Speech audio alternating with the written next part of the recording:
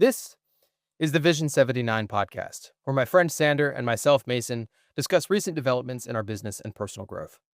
The name Vision 79 comes from our respective racing numbers. Sander's is 40, mine is 39, and we have similar ambition to progress in business and in personal growth. Many successful people have started small, just like us, but very few of them have documented their early years. They often say they wish they had, and given we believe in learning lessons from others, we intend to be the first to document our journey from start to finish. This is simply a documentary of our lives, and as such, we do not monetize these videos, so enjoy the ad-free content. Today, we have an incredible opportunity to record in a space that means a lot to both of us with some cars that mean the world to us.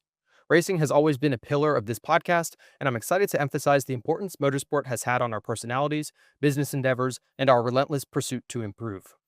The American Muscle Car Museum in Melbourne, Florida continues to give back to its community, and we are deeply appreciative to every member of the organization from top to bottom.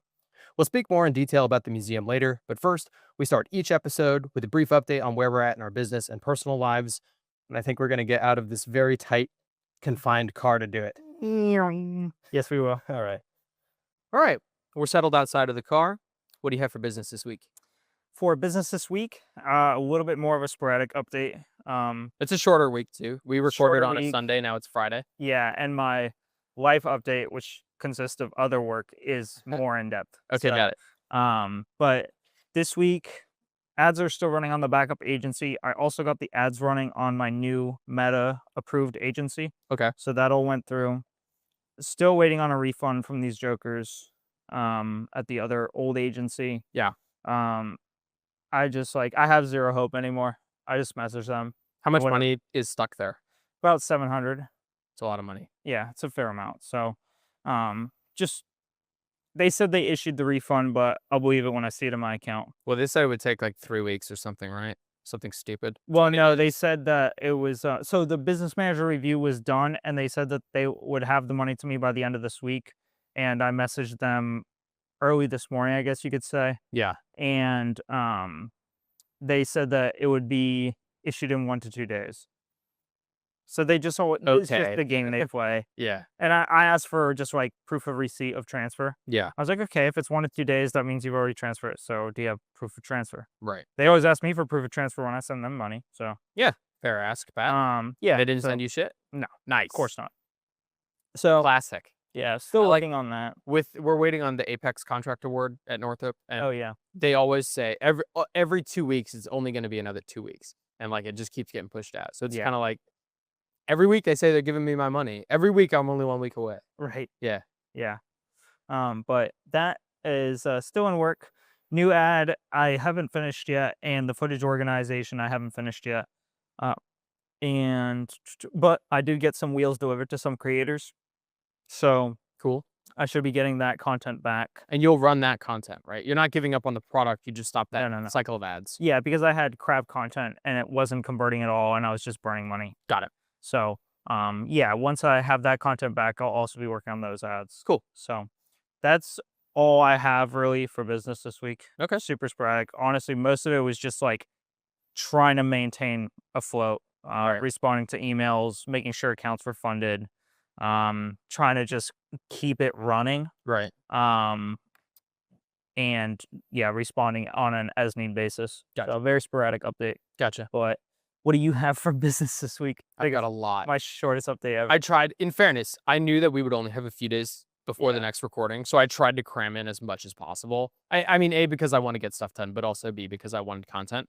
But okay, last week I talked about how I redeemed that lead that I had fumbled a few weeks ago. I wasn't sleeping enough. I was kind of tired and I fucked it up. We spoke again. She's interested in an investment property. It turns out that the agent she was working with like a while back, she was really unhappy with. So she's not been very excited about getting back into real estate because she had a poor experience last time. But fortunately, we're doing better this time. Grace has been like crushing finding properties for her. But as I shared last week, she was like, we might have to put this on pause for a second. I've got some other stuff to figure out. Totally cool. No worries. We spoke again this week. And she was like, hey, I don't know how long this thing is going to take. You know, we might just have to pause this for a long time because I can only afford X amount. And I was like, actually, I think you can get a lot for X amount. And she was like, really? And I was like, yeah, I think so. And so I was like, let me have Grace look into it because I think we could have some really cool opportunities. And she was like, okay, cool. That night, Grace had like 15 properties that she pulled up, vetted, like had them good to go, verified, talked to the agent, no foundation damage or anything like that, um, and sent them over to her. And she was like, wow, I'm excited again. So it feels really good to give somebody a better experience and, get them amped about real estate again. So I'm not sure what comes next. Maybe we'll schedule some showings. They're supposed to have a family member coming to town sometime soon. So maybe they can come with us. That would be cool. Yeah. But yeah, the project lead redemption is going strong, and I'm excited to help her find an awesome spot. So that's my first update. I've also been watching the Tom Ferry podcast, which is like a real estate podcast. He's like Alex Ramosi, but for real estate. Okay. He's not as operational, but whatever. I don't think anyone is. I don't think anyone is. He's Yeah. a good guy though, and he does focus on operationalizing, but not so significantly. So like when someone's having a conversation, he'll break it down into layman's terms, and he'll be like, okay, like what do you mean sell more? Like how do you do that, right? So he does what Hormozy does, but without being so blunt about it, right? Got it. He's got great insights, but there's one segment that he talked about, which was like, why should I use an agent, that I got some good value from?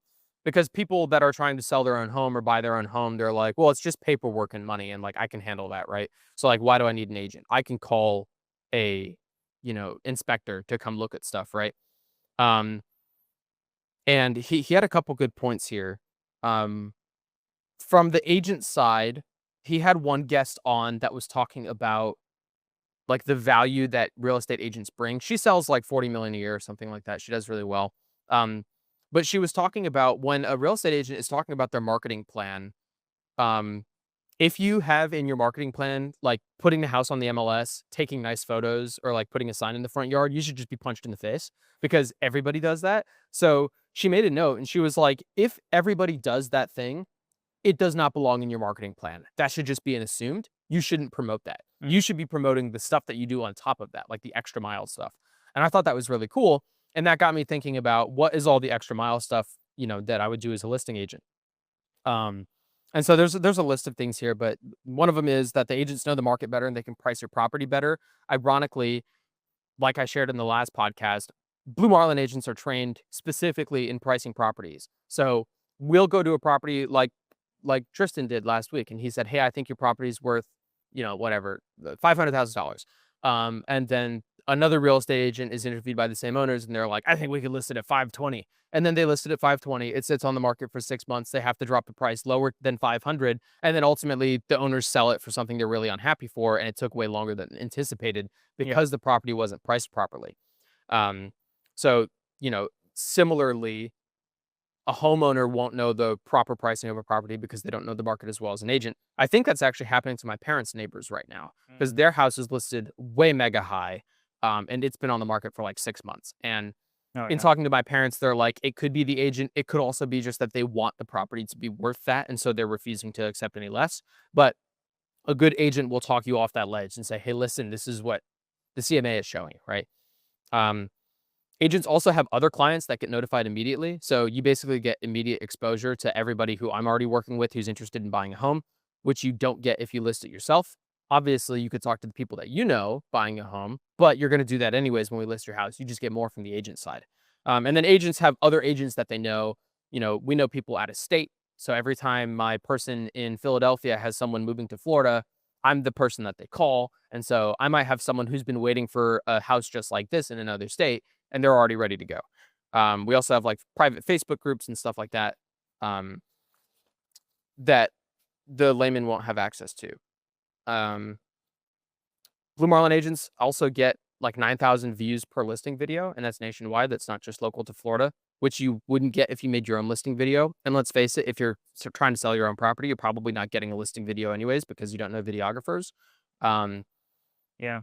Agents can also generate more offers and trigger a bidding war, which you probably can't do on your own because you just don't have as many contacts. Like your sphere of influence is smaller. And then agents can negotiate on your behalf throughout the inspection period. We know what's standard and what isn't, etc. But he had all these really cool things. And it got me thinking about what are the things that I could do to go above and beyond in marketing. And so that's something that I'm working on in the background and I'm going to put it all together in a presentation and stuff like that. Because this girl, she sells like 40 million in like Fort Lauderdale or something like that. And it really gets you thinking. You're like, okay, what can I do to get a house sold faster apart from just like having a lot of numbers in my phone or a big email list, right? And I mean, some agents won't even use their email list. Yeah. But it's been a good podcast. So that's my next life update. Business. Business. Yeah. No, sorry, that's my next business update. I have more. Yeah. So I don't think I texted you this earlier in the week, but I wanted to because I wanted to save it for the podcast. So maybe I did. Can't remember. Here it is. The Blue Marlin Hub has a leaderboard on it where they show like the top selling agents and like how much they've Oh, yeah. sold in this quarter or that quarter. And our top agent is number one at $530,000 this quarter. So assuming that's a 90-10 split, that's a take-home pay this quarter of $477,000. What was the first number again? 530. So a 90-10 split's 477. 530 million in sales. $530,000 is take-home income. Oh, okay. Sorry. Yeah. Got it. So Yeah, lot. he has made what, 5 times my salary in A one quarter. quarter. Yeah. Yeah.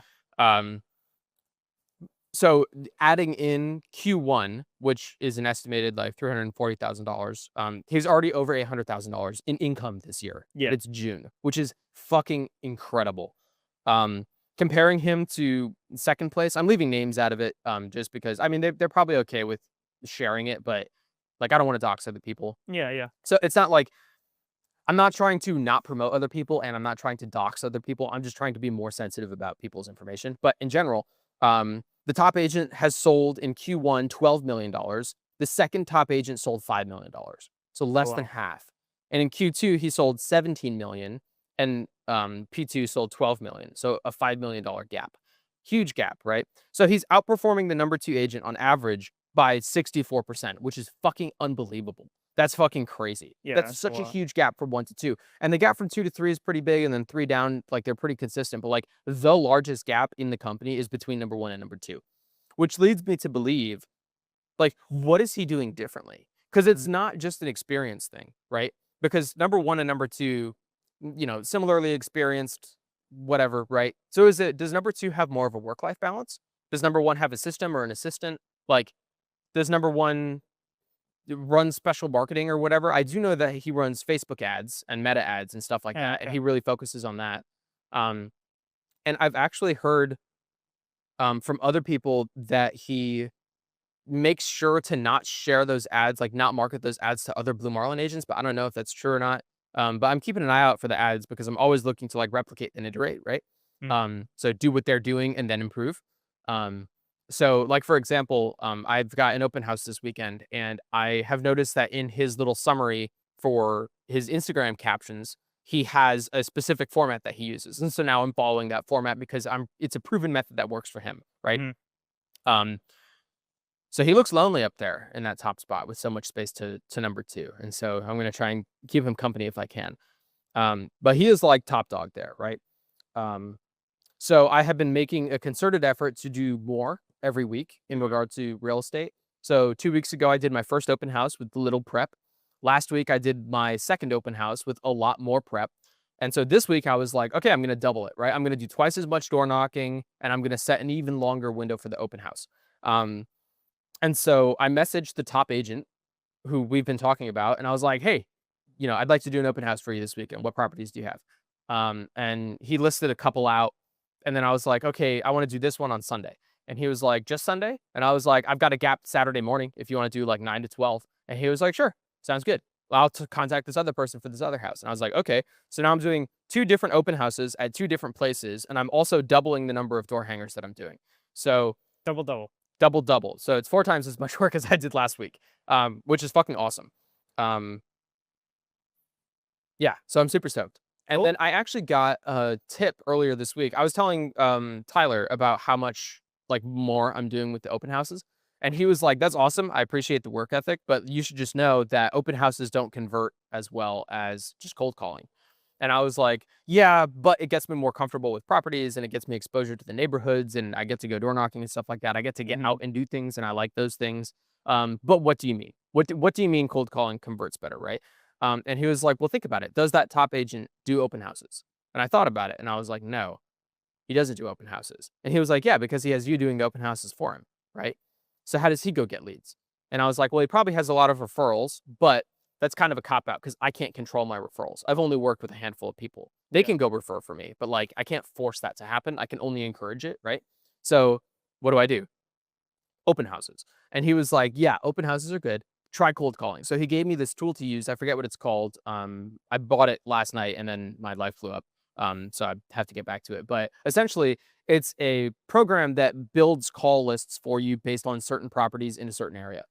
So I can pull up all of the expired listings in this section of Melbourne and then call all those people and be like, hey, I see that your house was on the market, it got taken off. How was your experience? I think I can do better, etc. Right.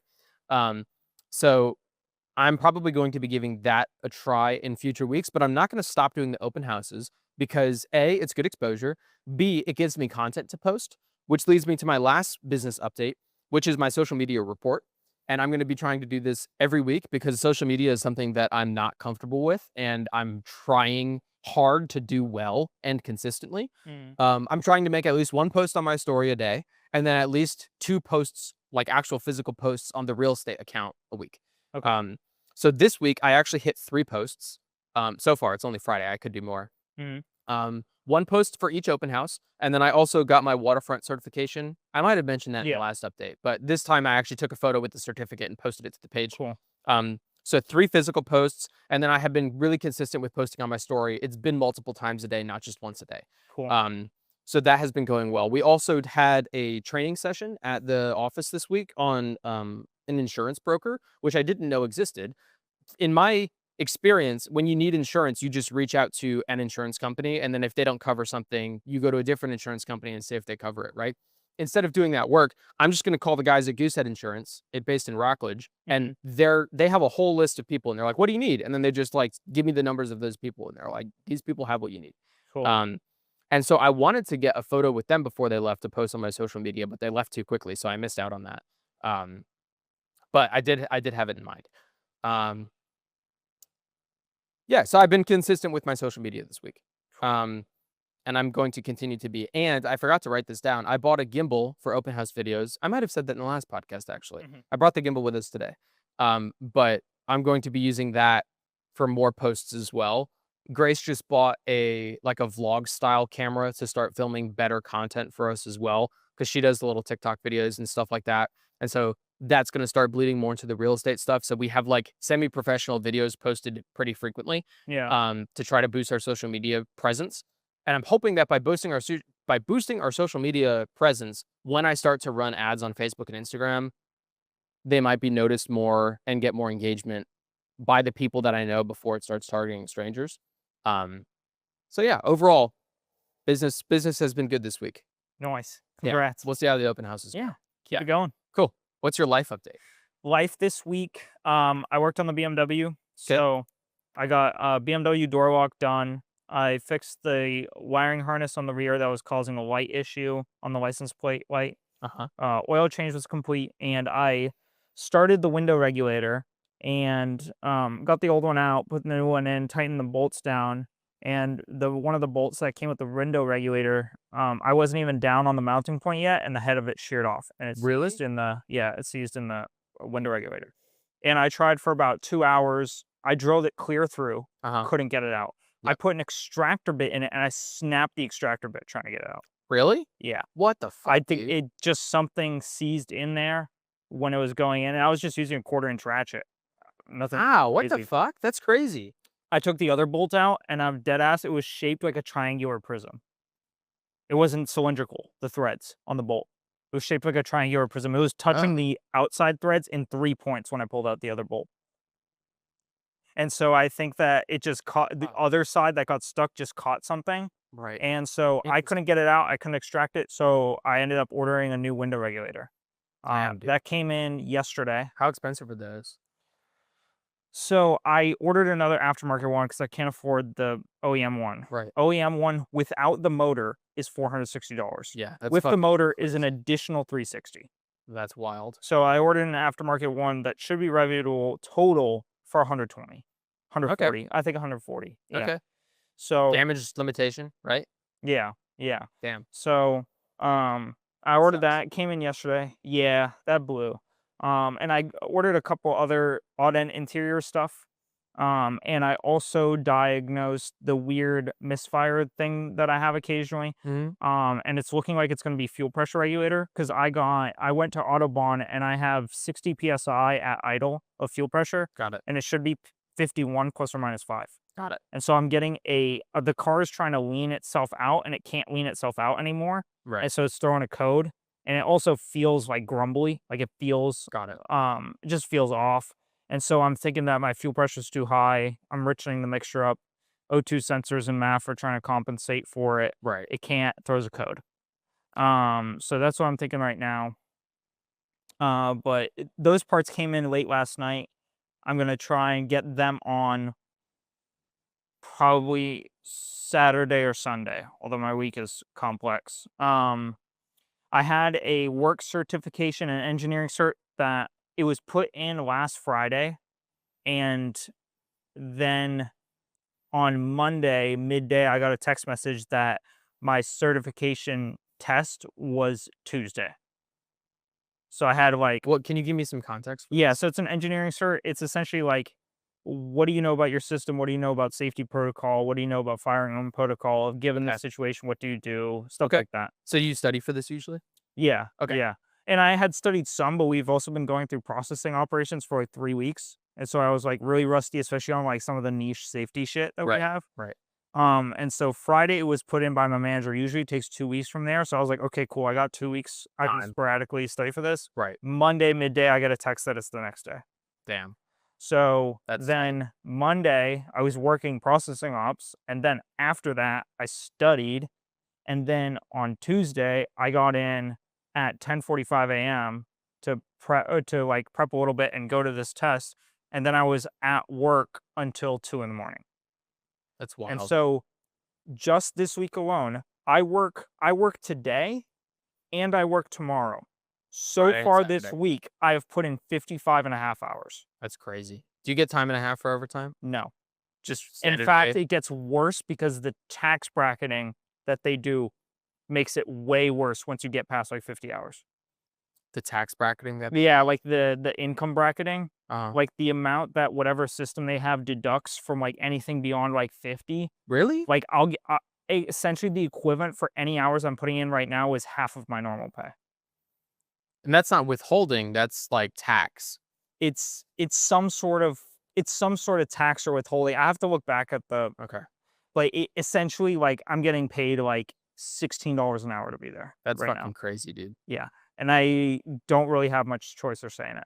Right. And so yesterday I've been, I've at 55 hours this week already. I still have to work today and I still have to work tomorrow. Right.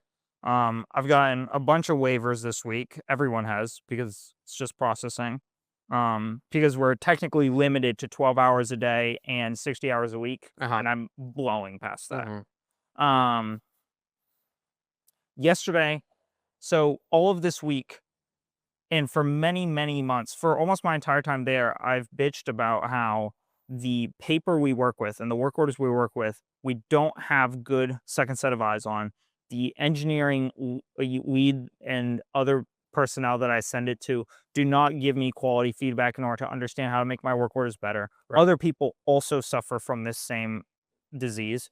And we go out in the field and we work these work orders, and we're reliant on the experienced engineers just knowing that, oh, this is wrong, let's alter it real quick, or oh, this is actually a mistake before we even get to it, because they recognize it because they've done this for 5, Right. 10 years. Right. That doesn't work effectively to someone who's only been on the job for a year and a half, 2 years. Because I have never been through processing before. I go up to a system and the work step says, turn this valve, and I go, okay, turn this valve, because it was approved. Right. And it's put out. And so I don't really have a choice other than to completely rewrite the work order before I go and work it to ensure that the work order I'm going to be working is actually written correctly. Right. I don't have a choice. Right. And with 55 hours just this week. I don't exactly have the time to review every single work order for 6 hours Right. before I go and work it, especially when we're working 1 or 2 work orders a day. Mm-hmm. And so I'm there yesterday running through this work order, and all of this week we've been taking so many alterations on the fly because of this issue. And I'm like, this is friggin' stupid. Yeah. Like, A numbers are wrong. A numbers are how we identify lines and valves. And I was like, these numbers are consistently wrong. We're consistently missing work steps. Buys are incorrect. Titles are incorrect. Like, these are like basic things. Some of these are like super basic. Some of them are a little bit more complex. You know, given you can make a mistake, I get it. Some of these are like, we're working on right booster and all of the titles stay left. Yeah. Like, real basic shit like this. Right. And like all of those, if anyone wanted to be even moderately a jerk about it, could put a work stoppage to it immediately. Because the work Who steps puts the stoppage? anyone can. You can? Yes. So if you want to be a dick, you can. Oh yeah. And that's what I'm getting to. Oh, hell yeah. Okay. That's what I'm getting to. Let's do it. So dude. anyone can put a work stoppage to any job if there's any issue in the paper and they don't feel comfortable continuing. Got it. That's good. That's a good system to have. It is good. So last night I'm working this job. I'm essentially the lead on this job because we have an experienced engineer with us, but he's only ever been software pretty much. Okay. So he doesn't almost do any field work, especially in the past years. He hasn't done almost any field work. So he doesn't know these systems super well. Oh, dude, can I interrupt? Yeah. So I saw Hermosi thing the other week, which is evidence over experience. People only care what you've done, not how long you've been doing. Yeah. So it's kind of like that. It's like with him, it's like, okay, well, he's been around for longer, but you have been doing the applicable work for a more recent time period. Yeah. Yeah. Yeah. And but I'm still not super familiar with everything here. Sure. Right. And if I get into a situation when I'm working some valves on systems I've never worked, I don't have any choice other than to either follow the work order steps or to completely call a stop to the job, go through every single drawing, verify that what we're doing is actually correct, and then proceed with the work. Right. I don't have a choice. Right. And so I'm exhausted. Mm-hmm. I'm tired. I'm just trying to work through this work order. We're running into issues, basic things. The first thing we hit was the hose, and this is a kicker too. I'm second shift. First shift installed a hose onto this pressurizing unit, and quality and the technicians and the engineers on first shift who had installed that hose had verified the hose numbers were correct to the pressurizing unit. Okay. That's the only way that they got it installed, and they had bought those steps. Okay. When we got to it, there was no number on the hose that correlated to anything on the work order. So 3 different sets of people stamped on something that wasn't true. It was true, but it wasn't verifiable by the actual work steps. And so the only way that they got through it is, I've seen this before, is that the first shift engineers who know all their shit are able to convince their way into quality buying the work because they know the system so well, they can essentially make the quality feel stupid for asking the question. Got it. I can't do that because I'm looking at it and quality asks me a question and I go, actually, that's a valid point. Right. Right. And you can't verify it. And I'm not going to lie or try to like trick quality because then it's really my ass on the line if it fucks up. Yeah. If I trick quality into buying something that was unverifiable and I knew it was unverifiable, but I just want to get the work done and I tricked them into it and then we got an issue, I'm fucked. Right. Right. And so we get into work where we can't verify that. We have to go through a whole alteration procedure, get that done. Then we're continuing on the steps. We have other small issues we have to address and whatever. I'm going through these steps. We get everything pressurized. All is good. Now it's time to depressurize the system. We depressurize the pressurizing unit. No problems there. We go down to the supply source of the gaseous nitrogen we were using in order to repressurize this smaller system, and we vent and shut off the supply. So the unit we were working with is completely shut off and saved at ambient pressure. No problems. The supply side is completely vented off, ambient pressure, shut off. So in my mind, okay, we've shut off, we've vented the system up top that we were using. We've now vented the supply completely. And the next work step says at the connection point between the supply and this smaller unit that we were working with, there's like a connection point that we have. There's a vent there.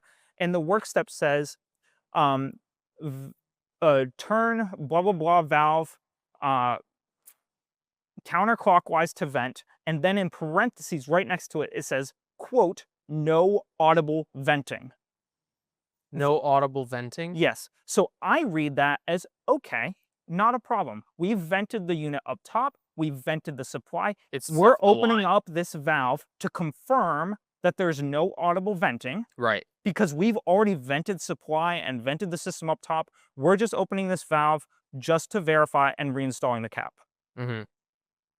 The technician I'm working with, who's a friend of mine, mind you, goes to vent this and we both are sitting by this connection point. We both get 3,000 PSI of gaseous nitrogen blown into our faces.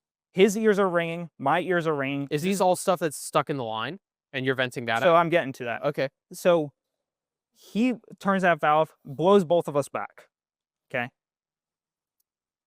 And then after a little bit, it stops venting and it clears out. And I'm like, we're both furious. Mm-hmm. I'm super pissed. He's more pissed than I am. And the older engineer starts pulling up drawings and he realizes that there's a check valve in that system. The reason we vented the top unit is to get that top unit vented. Then we vented the supply, which gets the supply side vented. In between those, there's a check valve that stores the 3,000 PSI that we were initially supplying. Right. And the reason you vented at the connection point is to get that out. Right. Nowhere in the work step did it say hearing protection required. Nowhere in the work step did it have a caution that this was venting. In fact, in the work step, it said no audible venting. Right. Now, what was potentially implied by that is vent until there's no more audible venting. Right. But the way the work step was written, it implies that there is no audible venting. It says no audible venting. Right.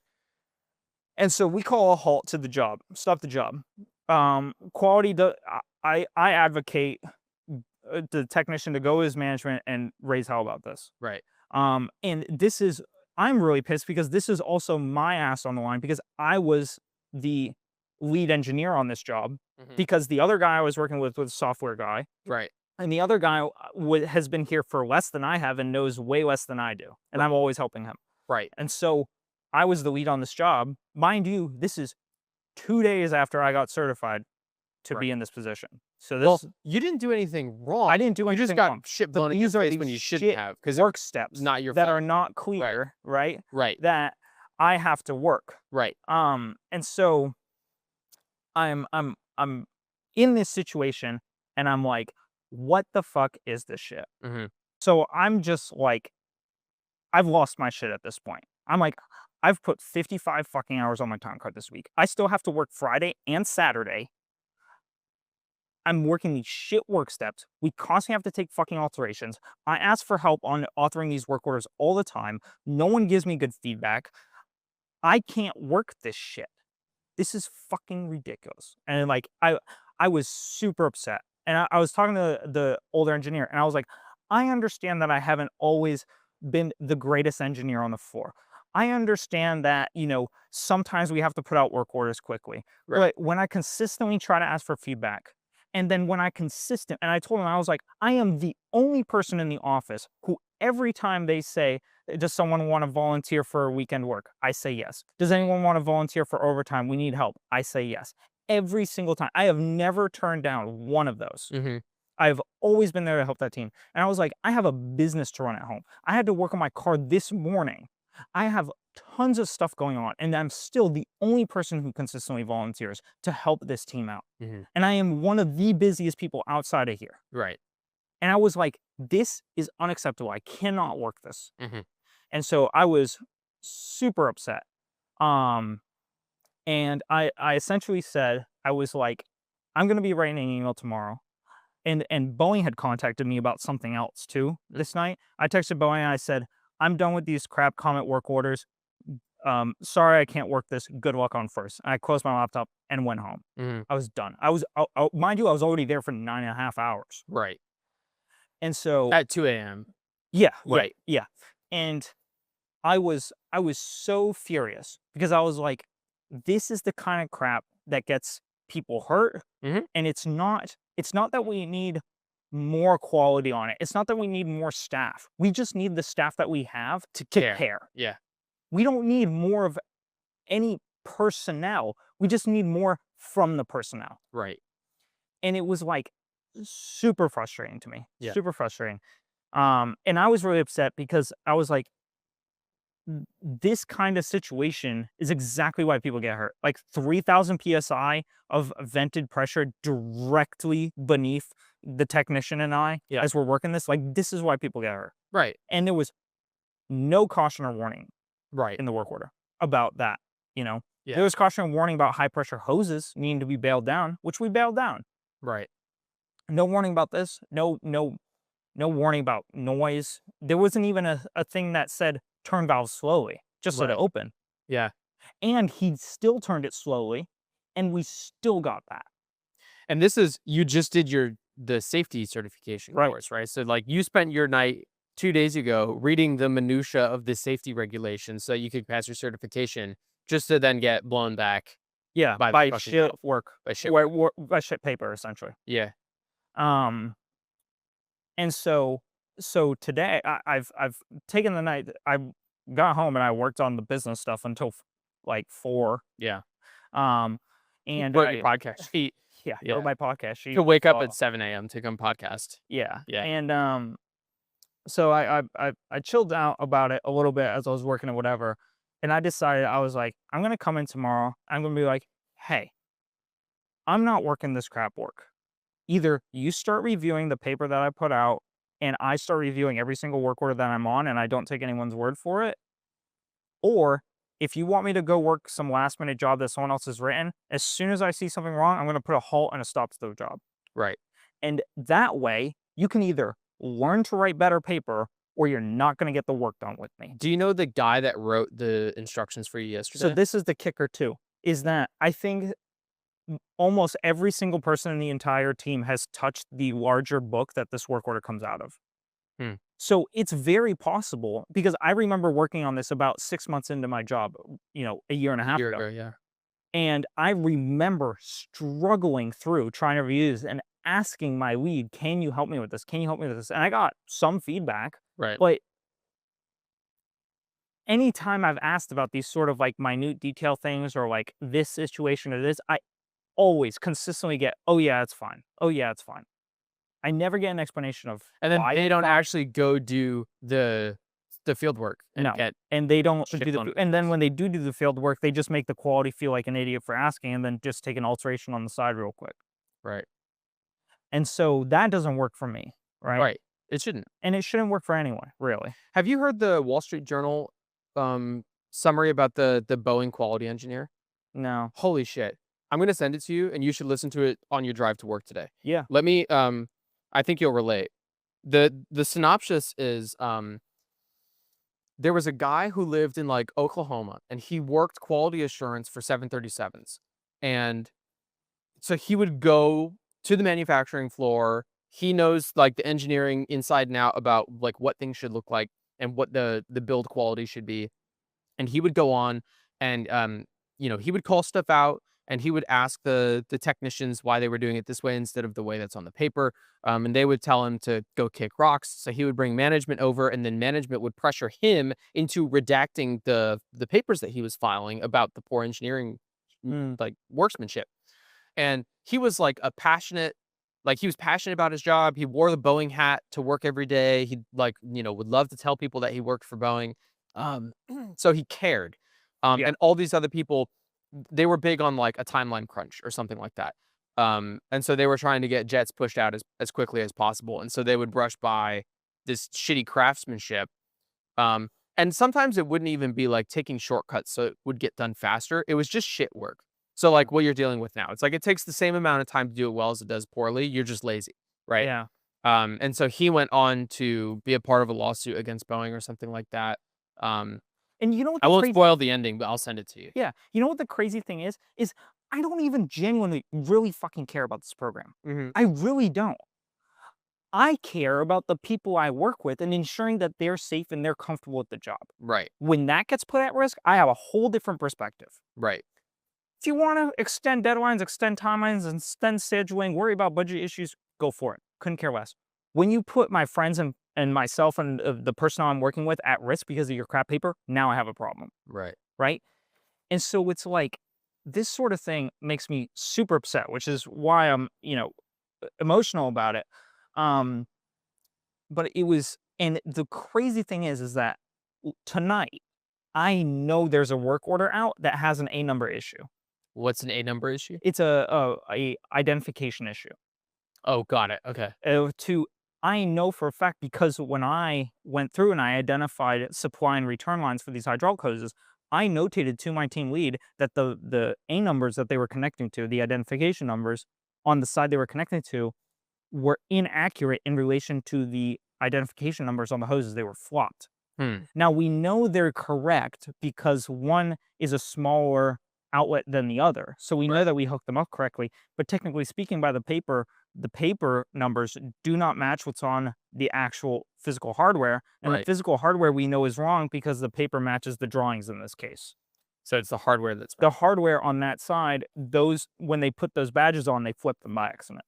Got it. While they were stamping the badges on the hardware? Right. Got it. Now, okay, good. Continue. Now, I know that that's going to be a verification coming up on this work order. I'm not going to buy that step. Yeah. I'm not going to buy it because I can't verify it as correct. I can intuitively say, yeah, it's correct because everything else is correct and that's the only thing that's flipped and it's impossible to flip it. I know intuitively it is, but I'm not buying it. Right. Because the identification numbers are wrong. The paper doesn't reflect that. And I've been dealing with this crap paper for a long time now. Yeah. So what's the step in that? Over it. What's the fix there? Do they have to rebadge those hoses? Take a non-conformance, rebadge what's badged incorrectly.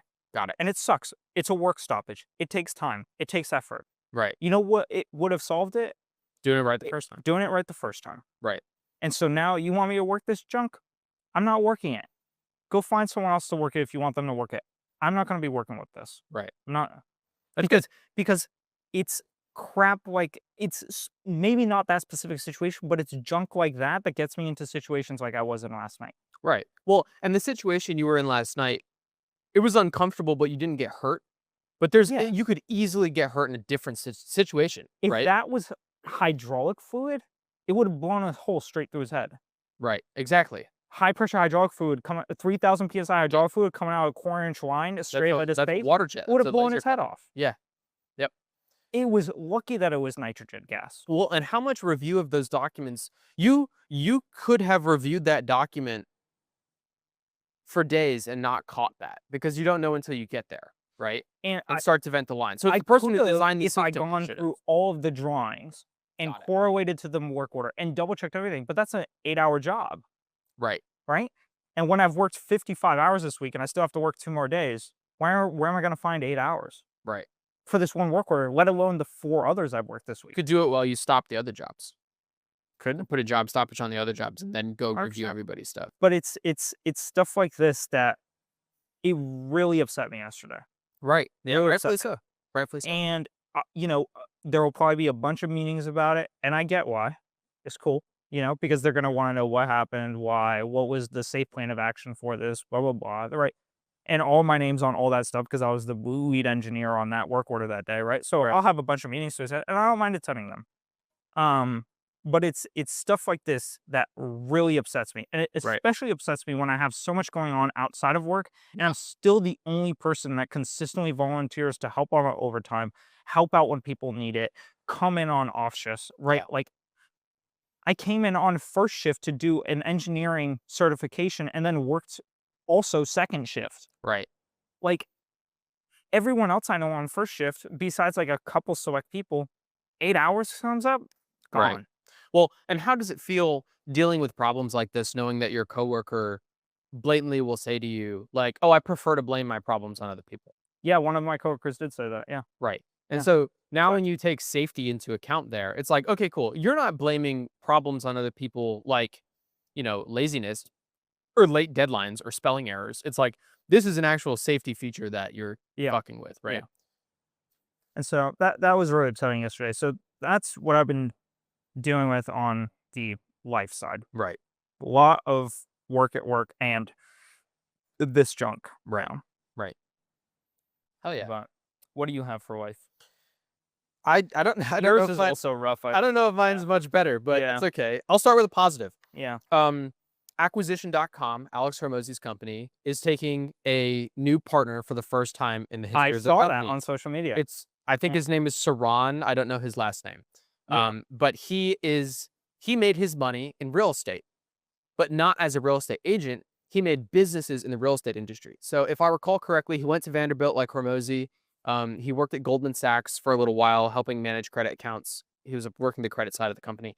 And then he founded Real, which is a real estate company that effectively allows you to make your own brokerage. So actually, the ex-sales manager at Blue Marlin left Blue Marlin because he didn't want to be a manager anymore. He wanted to be an agent.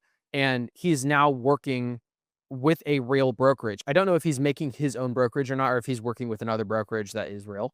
But also there's a girl who I've been watching on YouTube. I talked last time about her market analysis reports. It's like a 1.5-minute report that talks about like, this is how many homes are on the market, whatever, right? Mhm. Her name is Hannah Dubine. She's based in Washington or Vermont.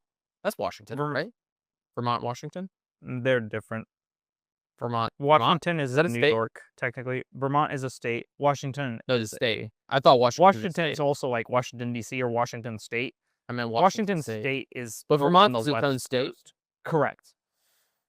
It's next to New Hampshire and Massachusetts Alright. in that northeast corner. Her name is Hannah Dubine. I'm gonna blow right past that. I know Florida geometry really well, but Geometry. yeah. That was my favorite joke in high school. Is I was like, oh man, what was the joke? It was like I'm really bad at like maps. I'm bad at geometry, and then I was like, but I love geology, the math course, Yeah. not geometry. Anyways, she has her name is Hannah Dubine. She has her own brokerage. It's a real brokerage. So essentially, the real business allows you to make your own brokerage, which allows you to control your own marketing and branding, your own systems, your own agents, etc. Right? So, like with Blue Marlin Real Estate, I have to follow their branding guidelines. Right? I'm happy to because I not associate, not co-value. I align with their brand. Right? So I can associate and identify with their brand. That's the word I was looking for. Identify. So I don't have an issue with that. But if I wanted to take a different direction, I would have to switch to another brokerage or get my broker's license and go through the long process of making my own brokerage. Real makes that easier to do. It's kind of like a plug and play, like franchise brokerage kit, Yeah. right? So that's how Saran made his money. He did that twice with 2 different real estate businesses and then took a break to play tennis for 5 years in between. And so he has recently joined Alex and Layla, but he integrated into acquisition.com. They said faster than they have seen anyone do it, right? So for context, I was talking to Grace the other day with my dad on Father's Day, and we were talking about how I take a long time to learn things when I'm talking to people because I ask so many questions. I can pick up what they're putting down quickly, but I ask a lot of questions, so the process takes a while. This is all stemming from the TikTok that I sent you earlier this week of the dog IRS tax Yeah. write-off thing. So for context, I sent Sander a TikTok of like really simplifying how tax deductions work. And I was like, man, this 30-second video explained tax deductions just about as well as my 4-hour conversation with my mom in our kitchen because my mom wasn't explaining it in a way that I could understand. And it took a long time to try to speak the same language. And Grace mentioned this the other week with my dad. Saran, when he joined acquisition.com, Layla called this out in their recent podcast. She was like, you didn't take like a 9-month onboarding plan or anything like that. You didn't want to see all the different branches of the company. You just, the first day he spent walking around the office, shaking hands with every employee and learning their names. And then he spent the afternoon sitting down their profit and loss sheet and going line by line to understand everything. And then he sat in on like a board meeting the next day and could contribute meaningfully because he knew like the fundamentals of the company at that point. Yeah. And he made a really great point, which is that's the difference between top down and bottom up processing. Most people go top down because you want to understand the big picture and then learn the minutia. But the way he learns is by learning the minutia first and then contextualizing it with the Yeah. top stuff, right? Because traditionally speaking, the top should have been formed by the minutia, Right. right? Like as you grow a company, you grow it from the bottom up. You start Right. from the little stuff and figure that out, and then you grow into a larger management structure, Right. right? And so if you learn it the same way, Right. Makes sense. And so then I had this epiphany, which is that's why it takes me so long to understand people, is because I work bottom up and everybody else, most people, do top down. Because if you're in a conversation, you want to convey the easy to understand points first and then break it down into more detail. But I don't learn best that way. I learn best if we get into the detail right away and then work our way up. Right. So I learn the same way Saran does, which is bottom up. When my mom was explaining the tax deduction stuff, she was explaining it from top down because that's how she learns. And there's nothing wrong with top down versus bottom up. And so whatever works for you, right? But now I can way easier understand when I'm talking to people. If I'm learning something, I'm like, hey, now I can explain. I learned bottom up, not top down. We have to break this down to like the detail stuff Yeah. first, and then work our way up. Yeah. But That's that was something I struggle with at work because everyone tries to go top down. They're like, oh, this is just the big picture, so this is how we do it. And I'm like, why? Yeah. And I'm like, why? And Yeah. why? And so like then we get into the nitty-gritty details and I'm like, oh, okay. And then I'm able to understand Right. going from the grit up to the bigger picture. And it's like you can't build the big picture without forming the foundation first. Yeah. And that's why I have problems with like broad sweeping statements. When someone makes like a big claim and then I'm like, oh, what's that? And then they go one step lower and then I go, what's that? At that point, we should have established that I don't have an understanding of this system. So let's skip all the middle shit and let's start at the very bottom and then work our way up from there. Because that's how I learn. But it made me smile because I was like, this is the first time I've genuinely found that I have something in common with a billionaire that is an uncontrollable variable. I cannot control how I learn, right? I've always thought that I was kind of a shit learner, but it's not that I'm a shit learner. It's just that I don't learn from the same style of teaching that other people use. But that's why I loved Miklo's classes so much, is because Miklo doesn't do top down, he does bottom up, right? He starts with the fucking the PV diagram, the chart, right? And then he works his way up from there to the system. And that's why I loved learning from Miklo so much. And probably engineering as a whole, but Miklo in particular. Yeah. So that was an awesome start to my week. I've also been more consistent with the gym because I have been slacking since I got sick. Like I said, I got into the gym twice this week, which is the same as last week, but it's only Friday, so I'll probably go again today or tomorrow. Also, door knocking has been good activity to like not gain weight while I'm not going to the gym, but I'm losing muscle, so I'm going to get back to the gym. The Camaro is leaking water progressively worse and worse. I don't know where it's coming from yet. Every time I stop the car and I go under the hood, I can see it like spraying everywhere, but I can't tell where it's coming from. So at some point this weekend, I'll probably leave the car running and then go look. But I've got a jug of water in my car at all times. I just top it up every time before I drive. Usually every time I get in the car, I have to top it up like a quarter gallon, half a gallon, something like that. It's spraying fucking everywhere. And at this point, it's just purified water that's in, so it's not coolant everywhere, right? Getting sticky. But it's leaking from somewhere. I kind of have a hunch. It's all in the front area, right? It's not the radiator because I don't want it to be the radiator. So I'm thinking it maybe the valve around the thermostat housing or something on top of the water pump. I don't know. I have Could to be look. bad hose too. It could be a bad hose. I'm gonna look probably today or tomorrow. Also, the steering tried to kill me twice this week. I don't know what's happening. Well, just pop the hood and look at those bolts.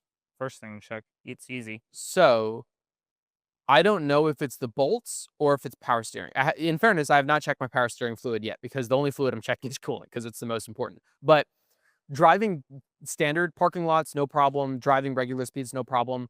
High-speed corners. I found that if I'm turning the wheel more than like 20 degrees, anywhere over third gear, the steering just locks, which is a problem because I'm in third gear going probably 40 miles an hour around a corner. And at that point, I have to like way get on the brakes. So I'm always giving myself like a little bit more room. Fortunately, I don't push the car that hard, but I've almost hit curbs a couple times this week.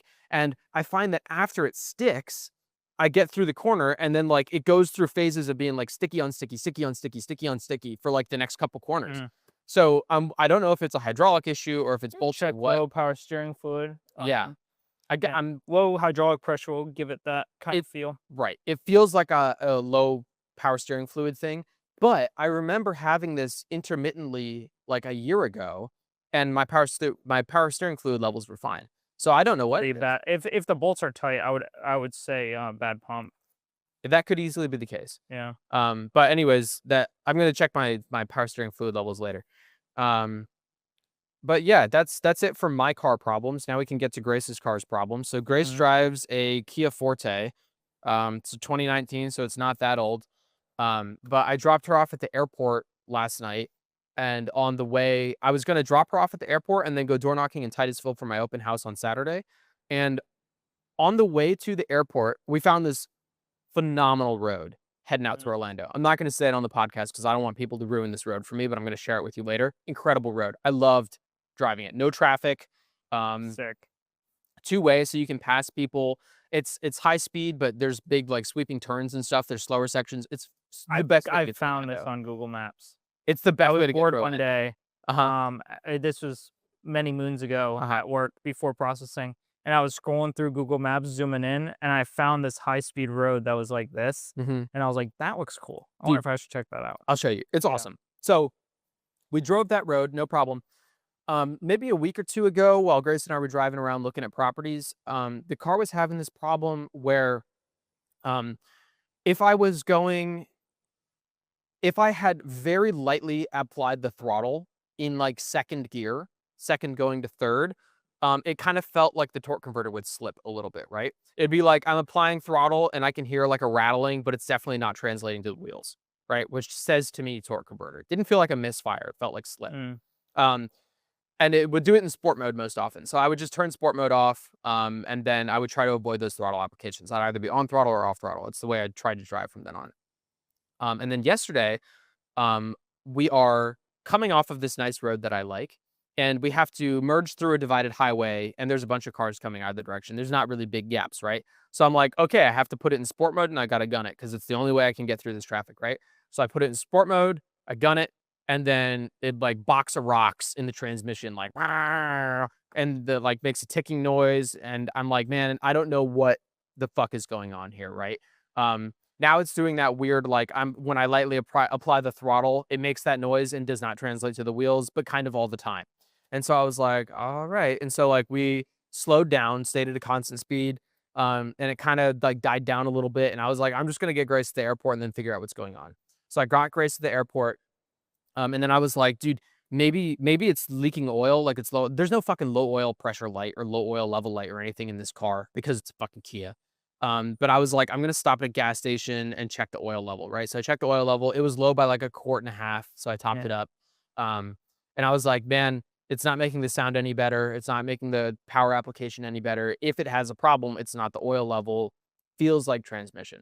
Yeah. I'm just gonna try to get it to Titusville. I'll go door knocking. If I have to Uber home from there, that's okay, right?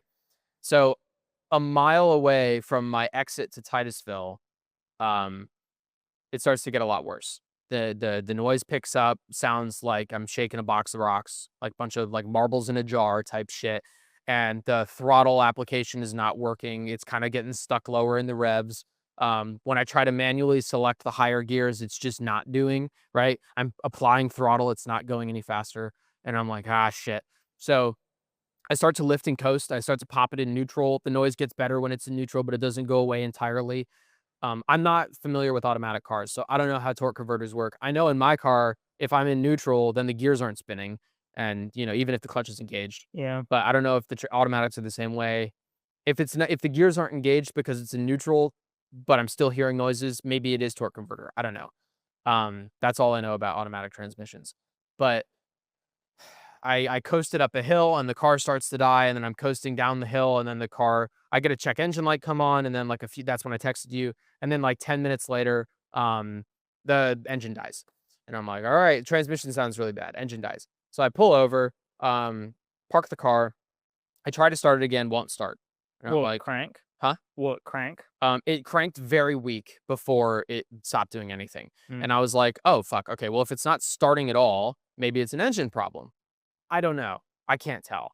And I checked the oil level. Oil was right where I left it at the gas station. So I was like, all right, it's not an oil thing. And I was like, all right, toss my hands up. I'm just going to get it towed to the Kia dealership. I knew this was coming. It's a fucking piece of shit Korean car.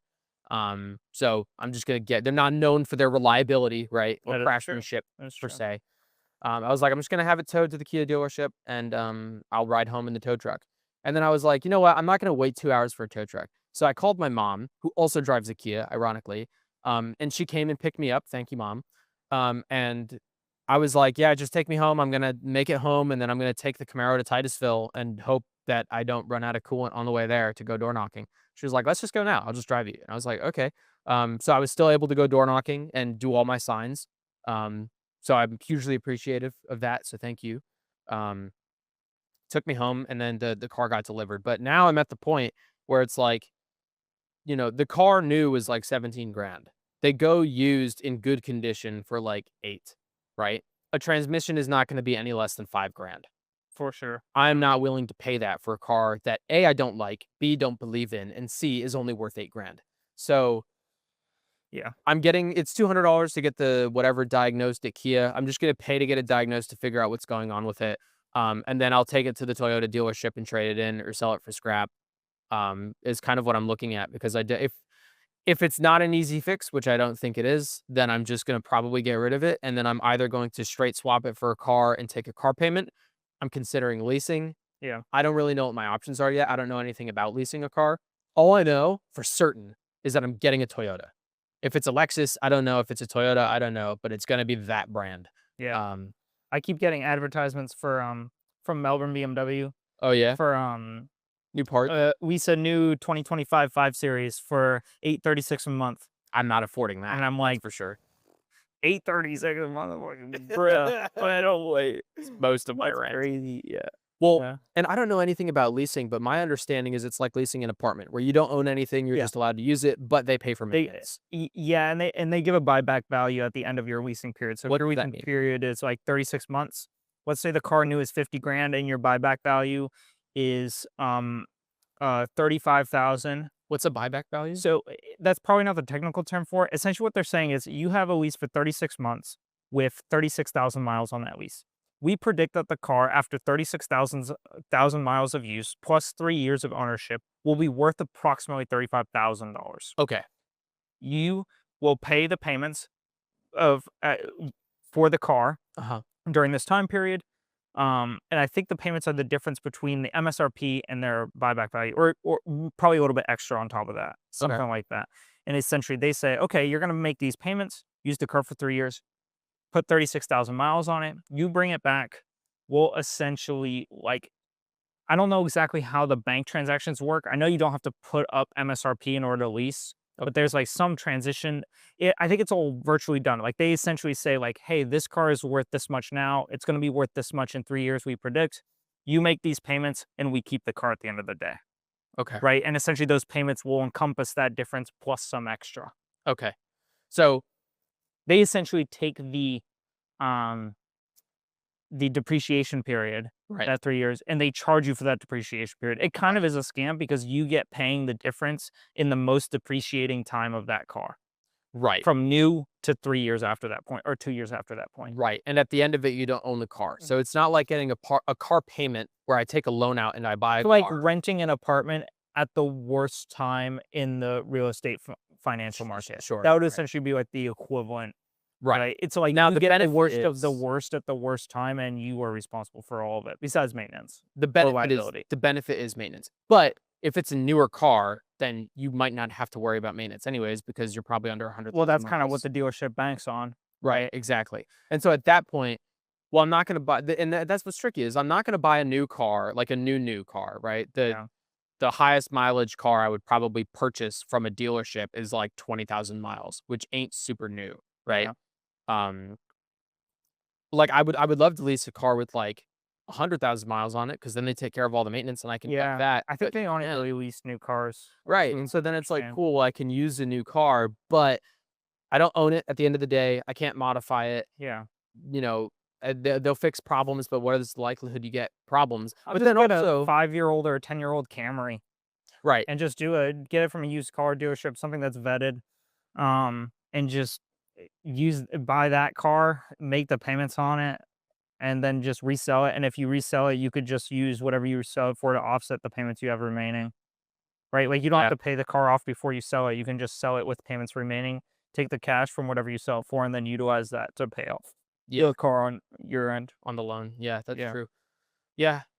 I just got to look at my options. I'd like to use this as an opportunity. You know, I like to take bad things and then turn it into something better than it even was before. I'm not buying a Kia, so at the bare minimum, it's going to get better than it was before because it's going to be a Toyota. But I have been wanting my plan was when we have enough money from real estate, um, ditch the Kia, get a Lexus because I like driving Lexus. Grace likes driving Lexus. It's a common thread that we have, and it's a nice car that you can take to showings and stuff. And so my consideration is, well, if a lease is only like, you know, a couple $100 a month, we could probably afford that. I can sign a 3-year lease. If I'm not making enough money to either buy out the lease or ditch the lease in 3 years from real estate, that I've got bigger fish to fry anyways, because it means something else isn't working out. Right. You know, maybe it's worth it. And then I don't have to deal with like acquiring a Toyota. Whatever new car I get, I'm doing a full fluids change and everything. You know how it goes if you own the car outright, right? But if I'm leasing it, I don't have to worry about that stuff. I don't know. I just have to weigh up my options, look at my finances. So by the next podcast, we'll know exactly what I'm doing, and it's going to be news to me too. So that's my life update. Cool. You ready to get into the actual podcast? Yeah, let's do it. All right. Before we get started, we're going to hop back in the car and we're going to do a little intro on the museum that we're recording in. So we'll see you back here in a minute. The American Muscle Car Museum in Melbourne, Florida is a privately owned museum owned by Mark Pylock, an entrepreneur whose passion for motorsport has manifested in one of the most incredible car collections we have seen. Mark grew up in Massachusetts, just like you, and pursued a career in the pharmaceutical industry. He started his own business in the pet pharmaceutical industry, helping pets worldwide before using his resulting fortune to help Melbourne pets by founding 3 Pylock dog parks in our area. His philanthropy extends beyond the dog parks, as the American Muscle Car Museum has not only served to share the love of motorsport with the community, but has also raised millions of dollars for local charities, hosted numerous city and county events, hosted thousands of utility workers and their equipment for the FPL hurricane power recovery operations, and, most near and dear to our hearts, hosted our Florida Tech SAE team for our one and only fundraiser of the year. The money from that event, year after year, has been the lifeblood of our racing team. That generosity has continued today when Andrew and his team stepped in to help us in a time of need by lending us our dream podcast studio in a time where we had nowhere else to go. Mark, Andrew, Ed, and the staff at the American Muscle Car Museum, we thank you. So our first segment today, similar to the last recording we did here, is covering the most recent Formula One race. That time it was Monaco. This time it is the Canadian Grand Prix. So I've got a lot on this segment. I don't think you got the chance to watch, but I kind of follow it, so I'll give you. I'll be in for a treat. I'll give you my report. I've got a history on the track first. The Canadian Grand Prix has hopped around from track to track. Started in 1967. They finally secured the track in Montreal in 1978, and it's been there ever since. Named after Gilles Villeneuve, the 1997 world champion. Some fun facts here: Michael Schumacher and Lewis Hamilton share the record for the most wins at 7 each. Max Verstappen and his father-in-law, Nelson Piquet, share the record for the second most wins at 3 each. And interestingly, no one has won more than 3 years in a row here, and Max has a chance to do it this year. I wrote this before the race. Max has a chance to do it this year. He won in 2022, 23, and 24. So first time in history someone could do 4 in a row. Actually, there have been a couple tracks this year that Max has the opportunity to win 4 in a row. Japan, I think he got 4 in a row. I don't know if he got 4 in a row at the other track he won. I don't know. Anyways, McLaren have the most constructor wins at 13, with Ferrari closely behind at 12. Michael Schumacher and Lewis Hamilton share the record for the most pole positions at 6. So interestingly, they have the same number of poles at 6 and same wins at 7. The current lap record is held by Valtteri Bottas. It's a 1 minute, 13 second, 0.078 set in 2019 with Mercedes. And Canada, fun fact, has hosted the record for the longest race in Formula One history at 4 hours, 4 minutes, and 39 seconds. And that will last forever because there's now a 4-hour total cap on the race time. So that will forever be, unless they change the rules, the longest race in history. So this is my favorite story from the history of the Canadian Grand Prix, and it's applicable. So in 2007, Robert Kubica was involved in a crash so bad that he missed the next round, and he crashed in Canada. And so he missed the next round. The person to fill in for his seat that round was Sebastian Vettel, who scored points on his Formula One debut at that race, which was a big deal at the time. And that's eventually what got him into the BMW Sauber team full time. And then he was picked up by Red Bull, etc. The following year, So Kubica has his crash, misses that race. The following year, he comes back to Canada in the BMW Sauber, which is surprisingly a competitive car that year, largely because Ferrari and McLaren are having a lot of issues. And Kubica qualifies P2 and maintains that position through the first stint of the race. They all come in for a pit stop at the same time. I can't remember if it's under a safety car or not. And as they come out of the pit stops, Hamilton and Raikkonen crash into each other in the pit lane, and Kubica gets out unscathed in the lead. And he maintains the lead and wins the race. It's his first and only race win with Formula One. It's BMW Sauber's only win with Formula One. And at that point, he's actually leading the championship. Oh, wow. He was actually, I wasn't watching in these years, but apparently he was actually like a big talent that people were expecting to eventually do really well, showcased by this win in Canada. Mm. He would race with BMW in 2008 and 2009 before the team was dissolved, and then he would move to Renault in 2010. And he would race there until 2011 when he suffered a near-fatal rallying crash in Andorra. He was trapped in the car for over an hour before rescue could get to him. He had a partial amputation of his forearm. He had compound fractures to his elbow, shoulder, leg, and significant blood loss. It was a bad accident. So he was unable to return to any racing the rest of that year and 2012. Oh, wow. And in 2013, he returned to rallying. In 2017, he did that for several years. 2016, 2017, he raced GT3. 2017, he also raced LMP1. And then in 2018, he returned to Formula One to race for Williams. This was in Williams. I think it was their worst years in Formula One ever. So unfortunately, he got to experience that. And then he moved to Alfa Romeo, who is continuing to experience their worst years ever in Formula One. Again, unfortunate. And in 2013, he left and he went to LMP2. And he actually raced at Le Mans, and I think he won that category in LMP2 and moved up to Hypercar in 2024. In 2024, he was racing for the Yellow Squadra Corsa, AF Corsa, Ferrari. And they suffered reliability problems after being in the running for the lead most of the race. I think they had reliability problems 2 hours from the end. And this year, he returned in the same car and won at Le Mans, which is an awesome story, right? Goes all the way back to Canada, 2007. Super interesting. Also interesting, 2007, Lewis Hamilton crashed into the back of Raikkonen and didn't win that race. If he had won that race or finished in the top two, depending on where he and Raikkonen finished, Lewis Hamilton might have won that season. Because in that season, Kimi Raikkonen overcame a 17-point deficit with 2 races to go to win the championship by 1 point over Lewis Hamilton. And that was Lewis Hamilton's debut season. So he was almost a rookie champion. Wow. The only rookie champion from the first year of Formula One, right? And he lost out by 1 point to Kimi Raikkonen. And if he hadn't had that crash in 2007, who knows who would have made it. Oh, wait, hang on. No, I'm wrong. That was 2008. That was Lewis Hamilton's actual first championship. In 2007, Robert Kubica crashed. I don't know how that impacted Lewis's running position. Probably didn't because he's behind him. I take it all back. I'm just flat out wrong. So this year, fast forwarding to 2025, the Canadian Grand Prix, the tires are a step softer this year than they were last year. Pirelli is doing that with a lot of the tracks because they want the tires to degrade a little bit more to encourage more pit stops. So we were seeing people consider 3 stops at this race. Usually you see 2 at the max. So a 3 stop is, as an actual strategy option, means you've got pretty high tire degradation. Naturally, that means for McLaren, who are really good on their tires this year, that they're probably just going to dominate, right? So the race weekend starts with Oscar leading the championship, Oscar Piastri for McLaren, at 186 points. Lando's 10 points behind him, and Max is 49 points behind him, following some bullshit in Spain the week previous. So in Spain, there was a late safety car. Everybody pitted for soft tires. Red Bull only had a set of new hards available, so Max could have either stayed out, gained track position, and stayed on his used mediums, or pit for new hards. They pitted for new hards. Everyone else is on new softs. There's only one way that's going to go with 2 laps remaining, right?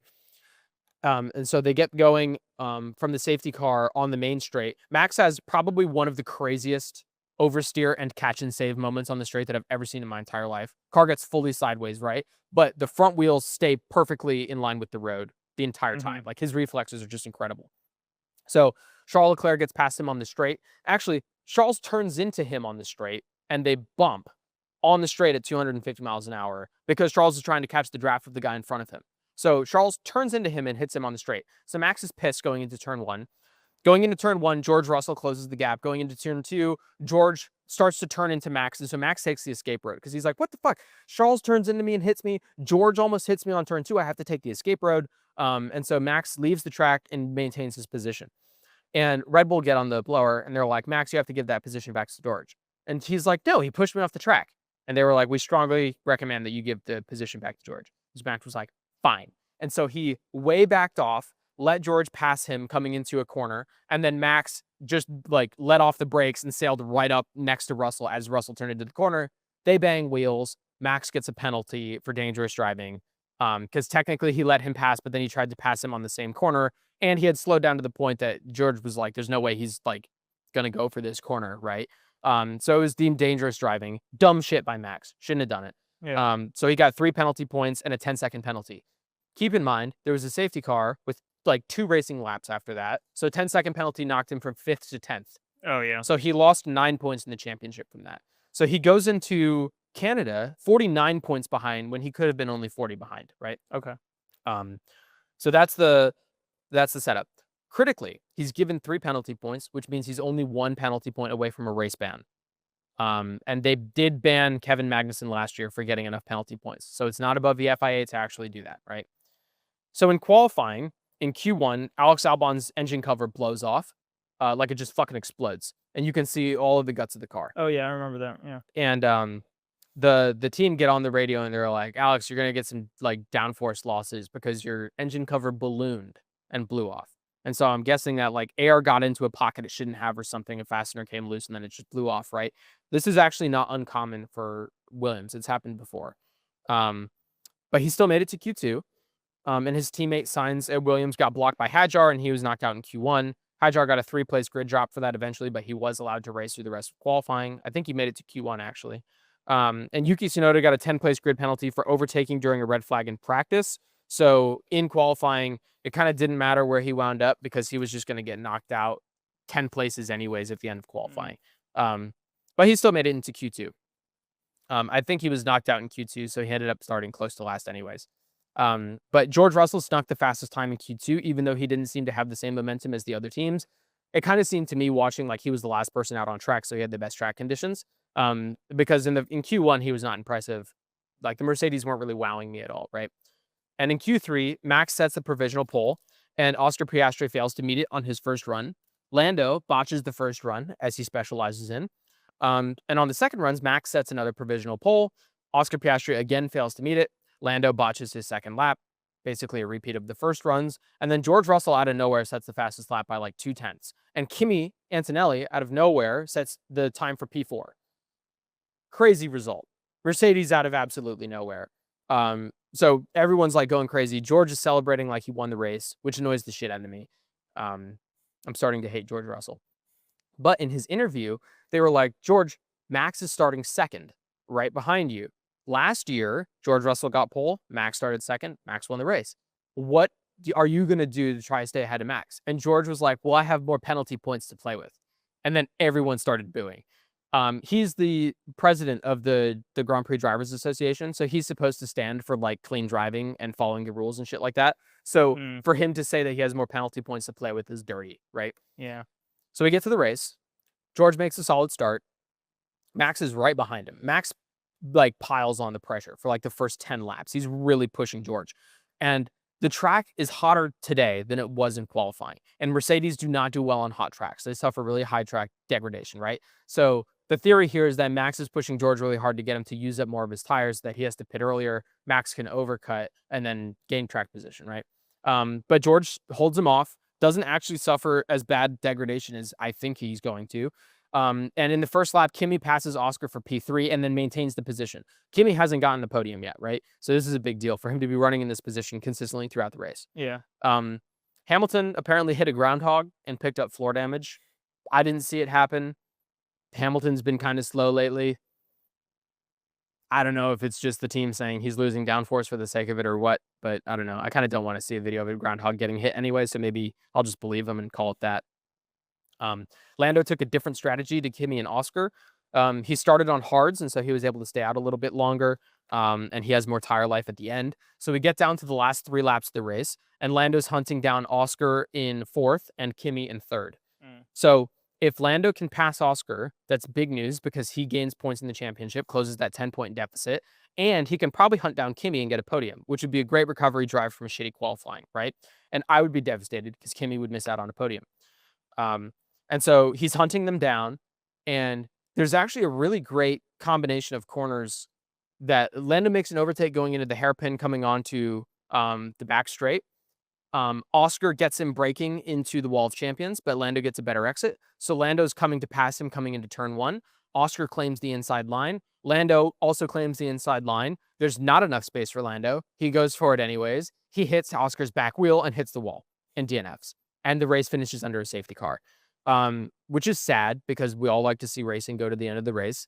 It's sad because that's pretty much Lando Norris's title fight completely over with, right? He's an emotional wreck most races. So, it's pretty much over, calling it quits there. But Kimi got his first podium, which I'm stoked about because I love Kimi Antonelli. And surprisingly, Lando took this way better than he did previous. Usually when he screws up, he's really hard on himself. He apologizes profusely. This time he was like, that was my mistake. I'm sorry to the team.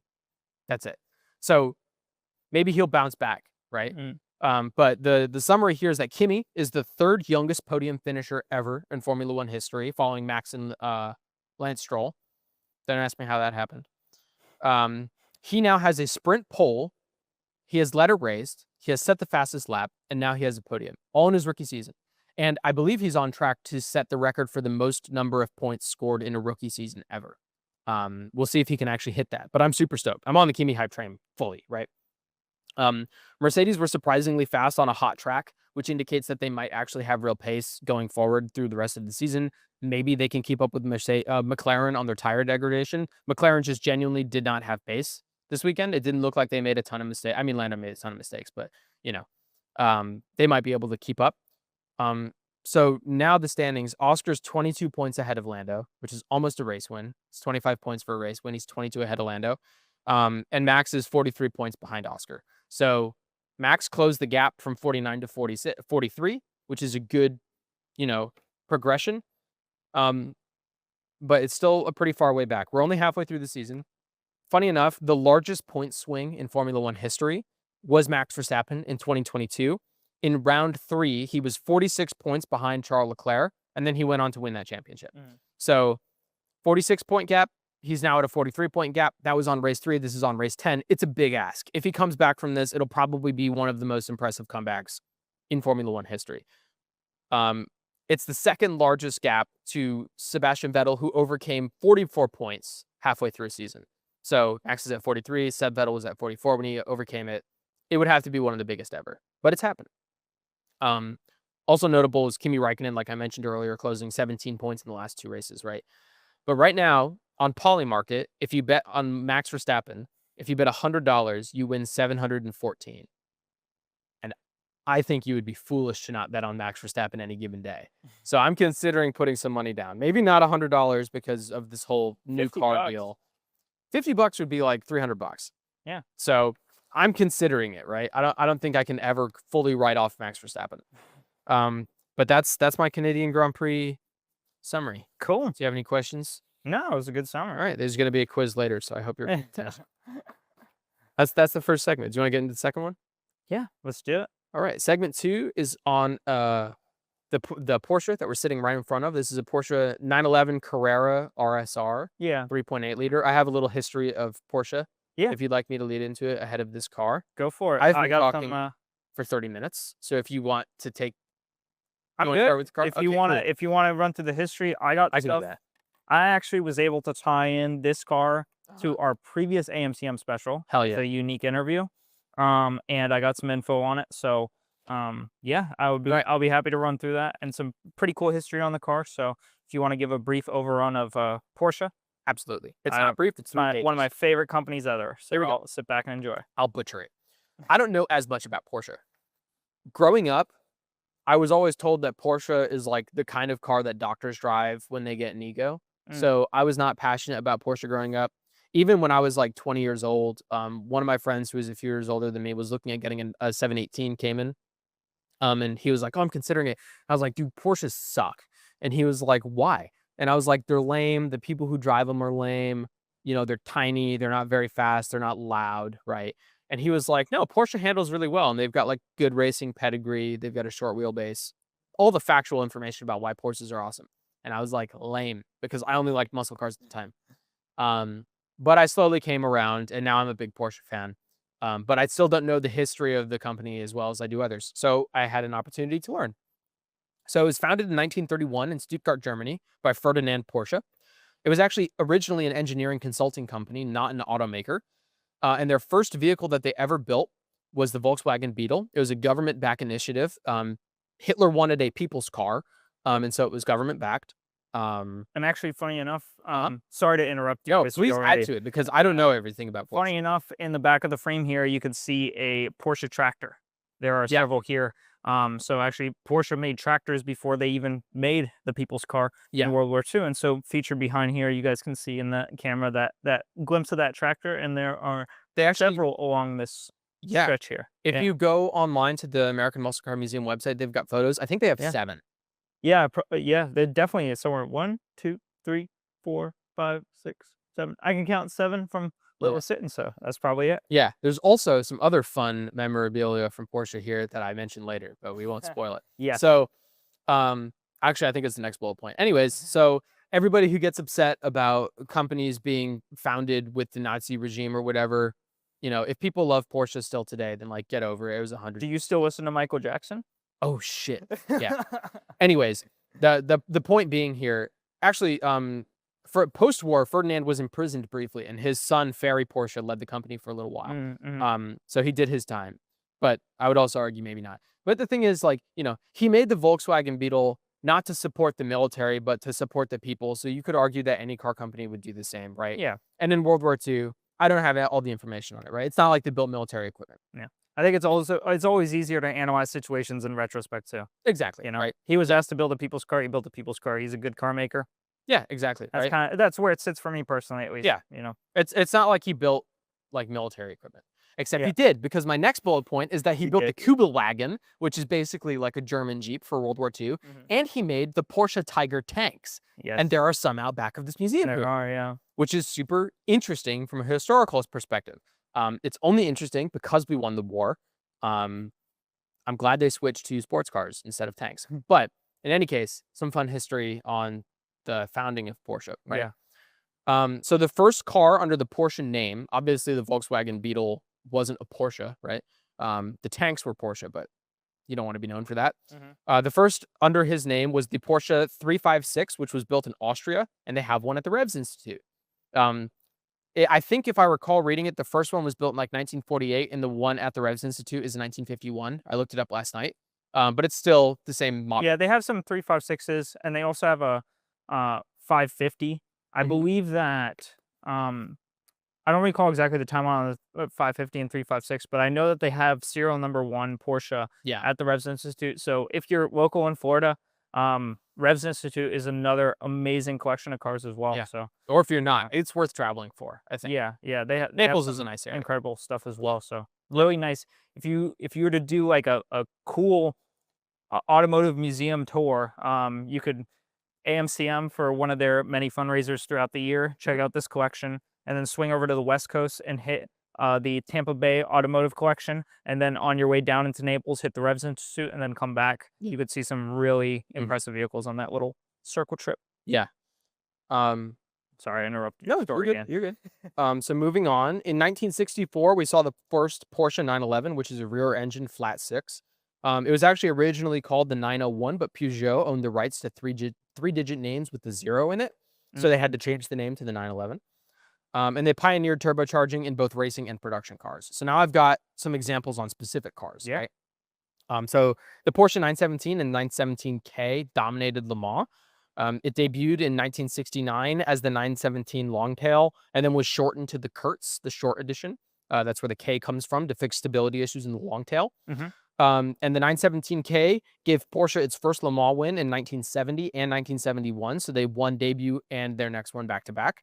And Porsche is the most successful manufacturer at Le Mans of all time with 19 wins. even including Ferrari's win this year. Ferrari's at 12 now. Yeah. And Audi has quite a few as well. yeah, Audi's up there. yeah. And famously, the 917K was driven by Steve McQueen in the film Le Mans, right? Mhm. So Great film. Great Great publicity.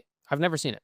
It's honestly, I think there was more scenes to film and they cut it short, but like the movie is out there. Oh, It's very cool.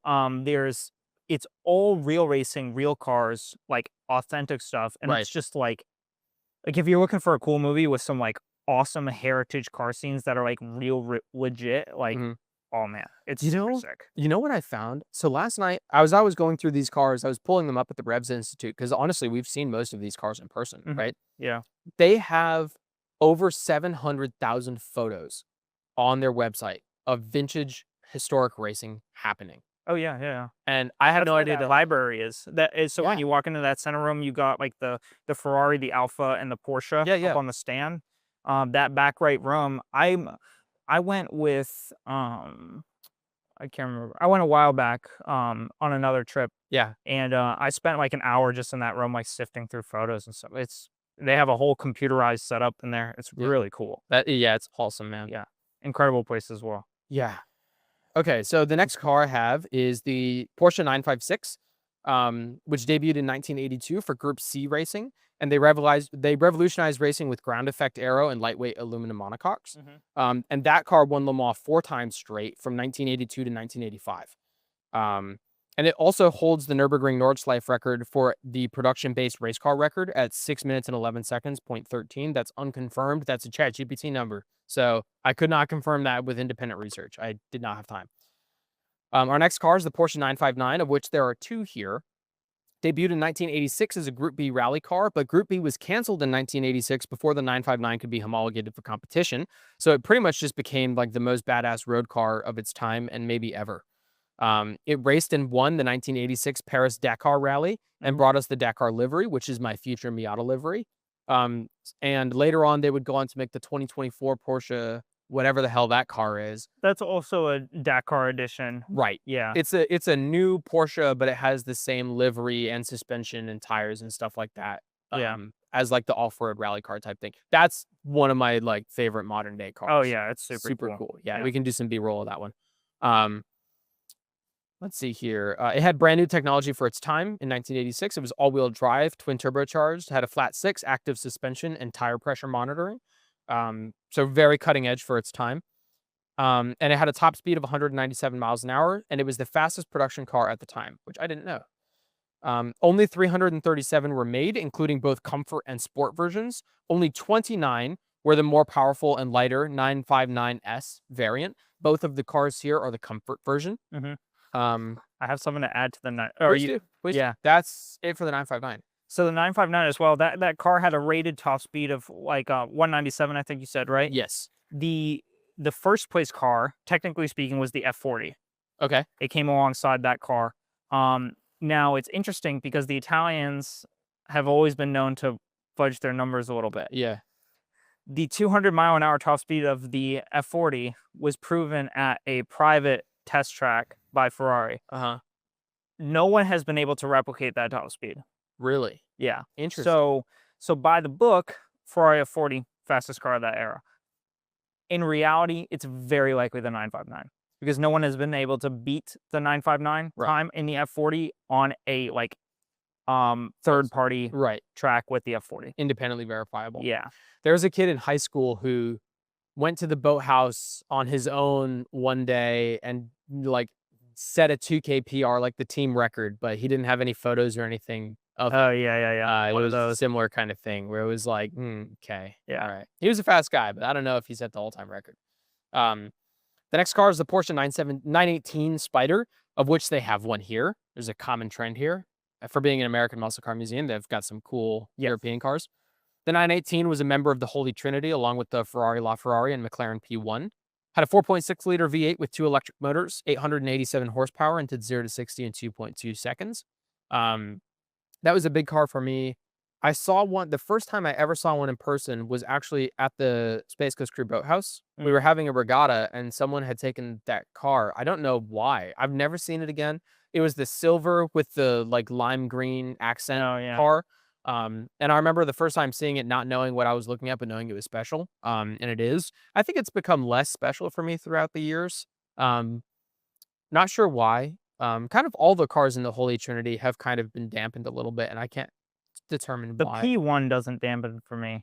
That's the one that really sticks out. I think if I got to drive a P1, it would come back, but I don't know. I think it's because I saw a P1 in person one time. It was dark blue, and you could the way this car had been spec'd, you could see the carbon fiber weave through the dark blue, and that car, Yeah. like, glistening a little bit in the sunlight under some slight shadow, like, Yeah. on an overcast, Yeah. like, that car sitting in a lawn outside, you're like, "Fuck." Yeah. Like, I get it. You Well, know, I have there was just something so different about that car. one of the reasons I started to fall in love with McLaren is because when I saw the Top Gear episode, I was Yeah. like, okay, the Ferrari aligns with my current Ferrari views as a 15-year-old, where I was like, oh, you know, the owners are like kind of Yeah. snobby assholes. You can only drive this car on track. You can't drive it on the road. Whatever. Ferrari has to be there when you drive it type shit. And the Porsche is cool, but it's got four-wheel steering, which at the time I was like, ah. Yeah. And then when Jeremy Clarkson drove the P1. P1, he was like, oh my God. And I was like, that seems cool. That's That's the a closest thing I've seen to a muscle car from a European car. So I like that. Right. That episode is interesting too because Jeremy Clarkson famously said that if the P1 was not the fastest car, that James May and Richard Hammond could knock his house down. And that Oh, was yeah, the that's right. episode that his house got knocked down because Yeah. it was not the fastest car on the board. Yeah. Yeah. That's funny. I didn't know that. I remember the house And they being knocked actually down. knocked his house down. Yeah. Like, it wasn't like a skit. Like, Yeah. Jeremy Clarkson was actually without a house for like many months. That's so funny. Yeah. Yeah. What was the fastest car? I think it was the 918, Had to. if I'm not mistaken. Had to. I think so. But it's been some years since I watched that episode. I have to watch back, but One of the last cars I have on here, I'm just kidding. There's a bunch more. No, last one. Is the Taycan. And the reason I have it on here is because in the whole history of Porsche, I would say it's not the most exemplary car, but it's their first fully electric vehicle. And what I love about the Taycan is that it represents that Porsche is fully committed to synthetic fuels and preserving internal combustion engines in motorsports and long-term road cars. And they can still make electric cars too at the same time that kick ass. yeah. You can do both. And I love that because, you know, the Mustang Mach-E and the Dodge Charger Challenger EV-ness. EV crap. Yeah. A lot of people are fully switching to electric vehicles, which makes me sad. A lot of the electric vehicles don't do it for me. Yeah. And Porsche is a great example of executing at the highest level, making awesome electric cars and gas cars at the same time. Yeah. And then my last facts here is that Porsche offers so many models because they want you to have exactly what you want and they want a name for it too. And the 9XX, 911, 901, 9 whatever nomenclature follows the internal development code. That's why none of it makes any fucking sense. It's not like Ferrari with 458. right. Or Most of the 430. Ferrari names that make sense, right? With 458. 430 actually doesn't make sense, but Yeah. Yeah. Some of them make sense. some of 308, them don't. 328, 348. Exactly. I just like the American like Gen 1 Camaro, easy to follow, right? Mhm. But for Porsche, they've got different number codes. And it's just the internal production code. That's what they use, Yeah. which is very German of them. But that's what I have on my history of Porsche. What did I miss?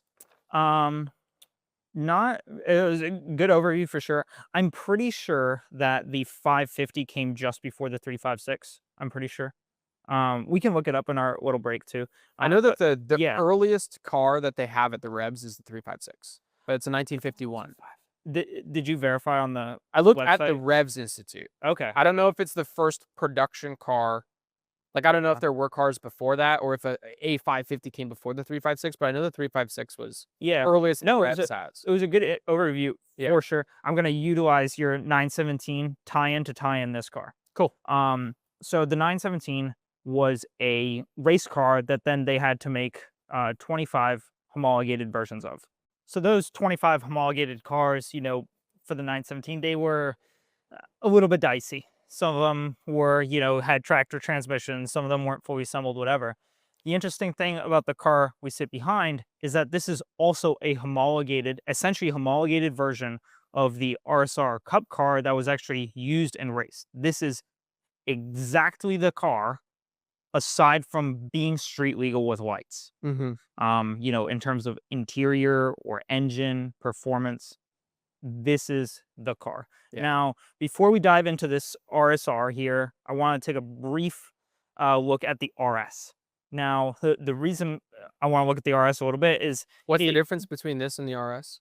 This is the RSR, yeah, and an RS is slight interior differences. The RS actually had some like carpeting, like real style interior. so the RS was a race car that was made for the road, It was a little bit made for the road. more It's comfortable. slightly more comfortable, but it still had the 3.8-liter motor. Got it. It still had all manual, you know, controls and everything like that. You know, it was a very raw car, very similar to this, Yeah. just slightly less race, Yeah. a little bit more aim for the street. Yeah.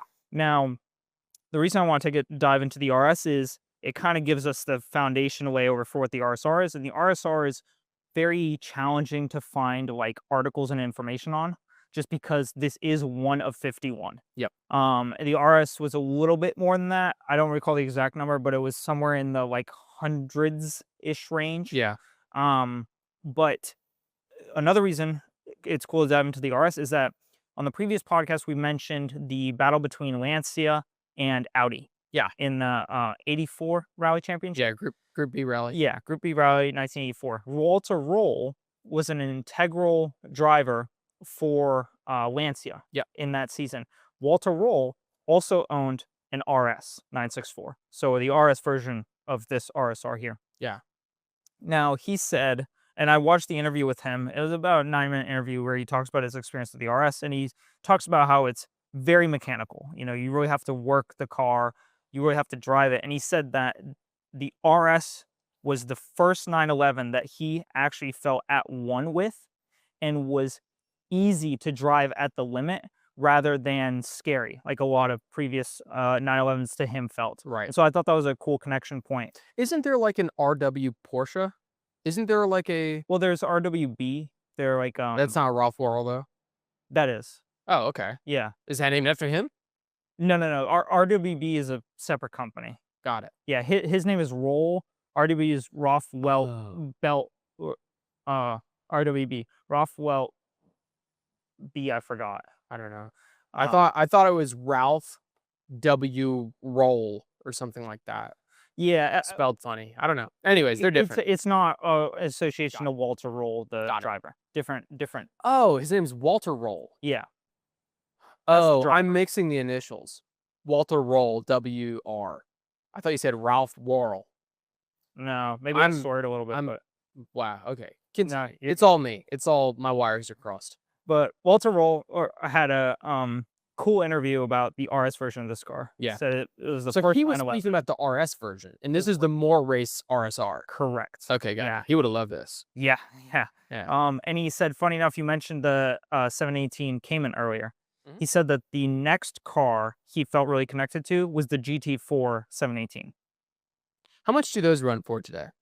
They're quite pricey. They're in like the GT3 range of prices. Really? Yes. What They are does very GT4 mean? So it's essentially a mid-engine version. All of the Porsche gurus are gonna bust my balls for the simplistic understanding of it, but I am not a Porsche guru. So the- please inform me. GT4 is a mid-engine 911 essentially, Okay. with some slight reworking. It's essentially a Boxster with a 911 engine stuck in it, but in a mid-engine platform rather than a rear-engine platform. Okay. And so people really love the feel of that mid-engine style, kind of 911. Better weight distribution. Yeah. Okay. So, the RS was a little bit more known, and then this RSR is an exact reflection of the Cup car. Like this car, for example, you could see the pneumatic jack point on the right above the hood there next to the wipers, right? Yeah. The RS didn't have that. Some fire suppression system stuff as well, and whatever that the RS didn't have. For people listening, you plug your airline into that top hose, and you don't compress. You expand air. You press air into there. Yeah. And then jack posts come out the bottom of the car to lift the car in the air to take the wheels off and service it and stuff. And then the fire suppression system, I think you just pull those rip cords and then fire suppressant It's Yeah. blown throughout the engine bay and interior of the car. Yes, it makes quite a mess. Yeah. But that's stuff that the RSR had that the RS didn't, right? But in terms of like the platform of the car, essentially same car. Right.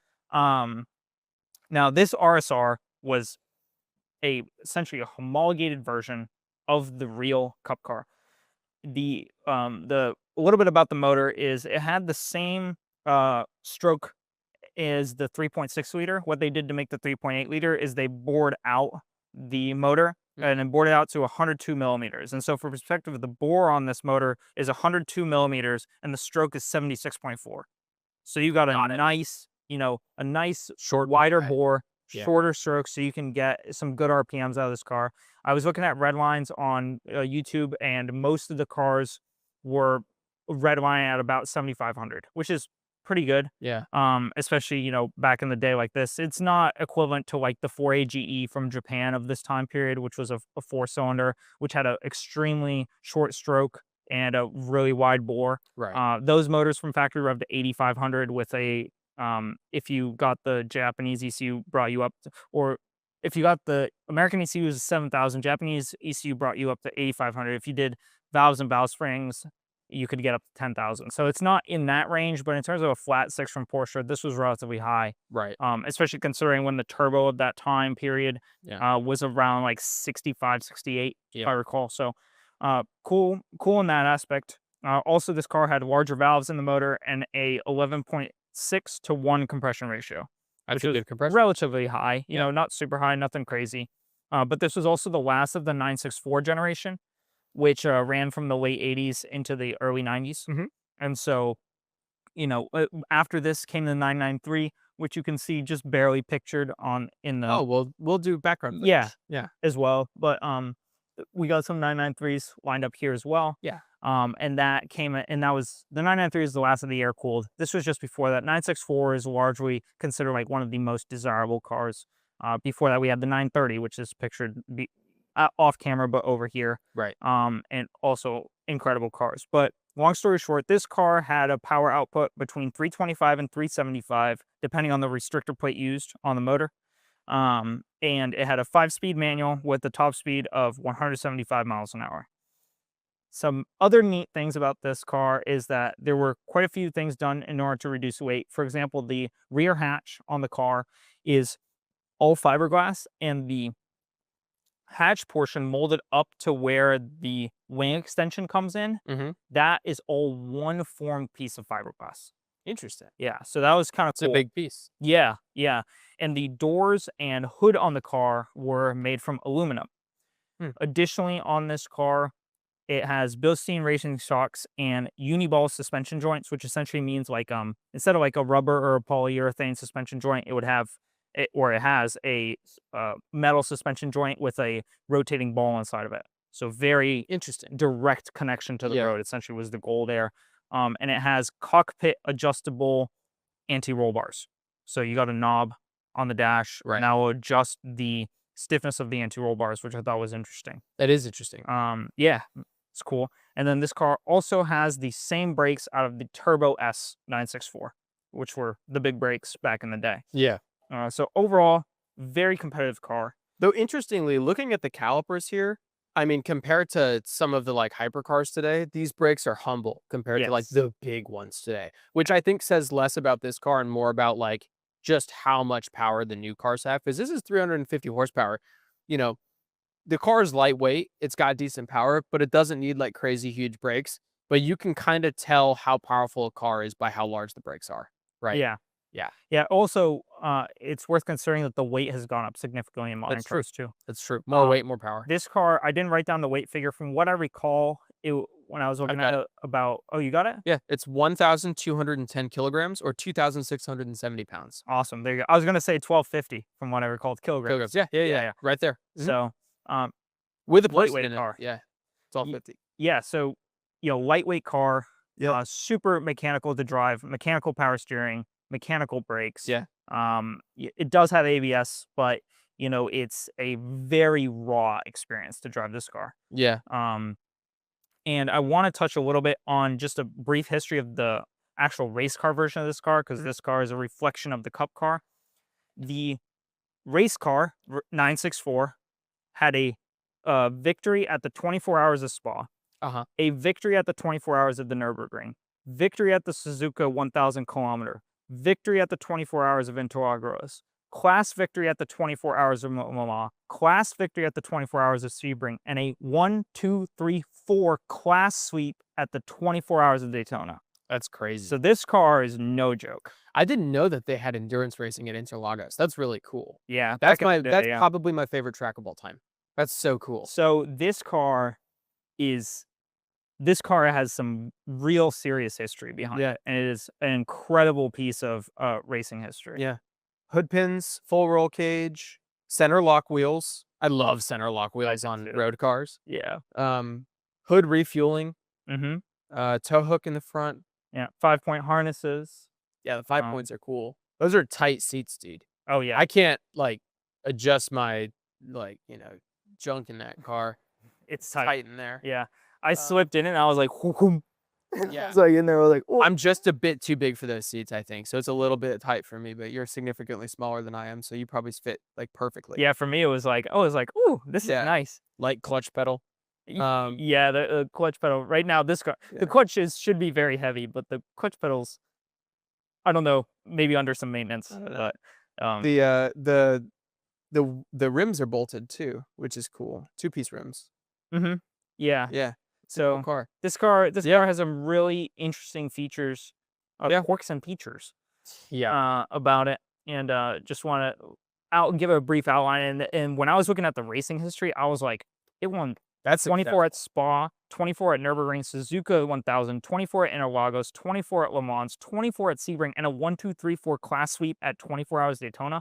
Like, cool. What that tells me not only about its performance is that it's also reliable, which for German engineering is a feat of accomplishment, right? This has 9,000 and change miles on it, this specific car. But I mean, they would do that in endurance racing. It's like no issue. Yeah, yeah. I think the 24 hours of Daytona is, like, depending on how many laps they do, is approximated at like 4,000 to 5,000 miles. Yeah. And that's just one race. Yeah. And that's at race pace, right? Racing miles are different than driving around the Muscle Car Museum miles. So, right. I would be comfortable as taking this as a daily driver, right? Yeah, it would be a very cool car. Maybe I'll trade in the Kia for a Porsche. There you go. I doubt it. But yeah, very, very cool car. A lot of history behind it, and a very, very special piece of racing history. I was trying to find some figures on this car. It's challenging to find anything, and like when they do go up for auction, it's like 2 million or whatever. It's actually funny. The actual raced cars are less than the RSR, because the RSR is like a homologated. It's a more niche kind of right. The race cars, it's a different style of niche market. Right. So the RSR is really like a collector's, like, this is like a staple of production heritage. Yeah. And the race cars are more like, this is a cool race car, unless it's got like some crazy race history pedigree tied to it. Right. Usually the race cars will go less, because they'll be like, oh yeah, I had a few starts here, a few starts there, or whatever. And then it's just valued differently. But this car in particular is very, very cool. I think there's also some allure about having a road car that is like built off of a race car, because it's kind of like saying, like, you can have all the race cars you want, but you can't take that to dinner. And even though the owners of these cars don't drive them, usually you're not going to take it to dinner. But just the fact that you're like, oh, there's no road car you can have that's cooler than mine, because mine is actually a race car that's touched by the factory to be built for the road. Yeah. Right. And the race cars, you can take them to the racetrack, but let's be honest, people aren't driving these cars the way they should be. So, or the way I feel they should. Yeah. My dream is to have like real authentic race cars that I've been able to make into a road legal car. Like a real authentic race car with like real headlights instead of plastic headlights. Yeah. Leave all the race stuff in it and like drive that. Like, I feel like that would just be such a cool connection point with the car community, and to like drive that around is just such a surreal experience. Yeah. That's kind of like in my dream fantasies of car collections, that's kind of like the picture that I shoot for. Is like race cars that like no one would expect to be driven, no one would expect to be taken out, and no one realized you can make road legal, are suddenly like on the streets at Publix. Yeah. You know what I mean? Like that's That'd kind be of like the fucking sick. picture I have in my mind. That'd be super cool. Yeah. I mean, the new Ford GTs aren't far from that. You Yeah. could get like the Mark II they have Mhm. over there. That's pretty close for a Yeah. modern day version, right? But yeah, the old school ones did different. But that's what all I had on this car. Yeah. And it's if you got anything to add? No, I think you hit everything that I have. I have no traction control, no Yes, no traction ABS, control. no power steering, and no electrical driver aids, but it sounds like it does have ABS. I got that it does. Got it. I chat GPT'd it, so Yeah, I was not reading accurate. some like niche Porsche articles online of like some old heritage guys talking about it Yeah. on a. I am surprised to hear that it's 5-speed, Mhm. with the top speed so high. I mean, the fifth gear must be significantly longer than fourth. I got some conflicting information. I heard someone, you know what it was? I think that the 993, because I was looking at the 993 and the 964 out of curiosity, and then I started jumping around and Yeah. having fun. And I think the 964 is 5-speed, and then the 993 RSR is 6-speed.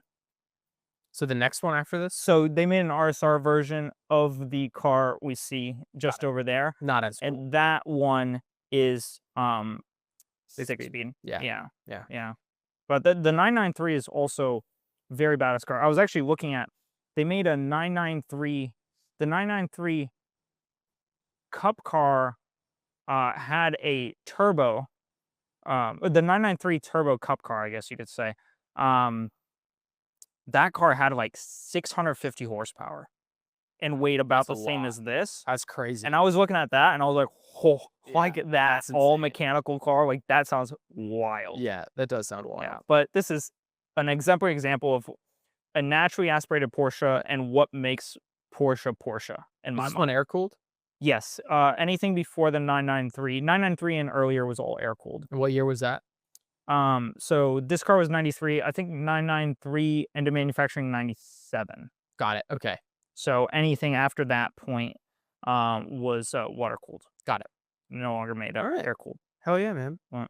Very, very cool car. Very special car. Yeah, neat stuff. And now I know how special it is. So I learned something new. I was just the victories this car has amaze me. I'd never seen a record like that, or very rarely you see a record like that of a car. Yeah.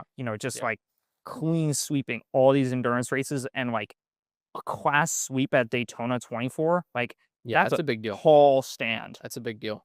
That's a I tough wonder race. I wonder how many times that's been done in history. I don't know. That's a good question. 1 through 4s. Yeah, 1, 2, Why? 3, and 4. I don't even think the McLaren F1s did that. You know what's funny is actually Lancia had a class sweep on one of the rally stages or like rally locations. Yeah. That we talked about the other special. I can't remember cool, which man. one it was, but yeah. All right. Ready for segment 3? Yeah. All right. Yeah. Segment 3 we had written out as a summary of our recent karting experience. We talked about it in the last podcast. We had scheduled to go karting in preparation for this podcast, but other matters took priority for you, so you didn't get to I go was racing. not able to, yeah. So we're opening this segment up not from just that racing experience, but to our racing history, like as a whole.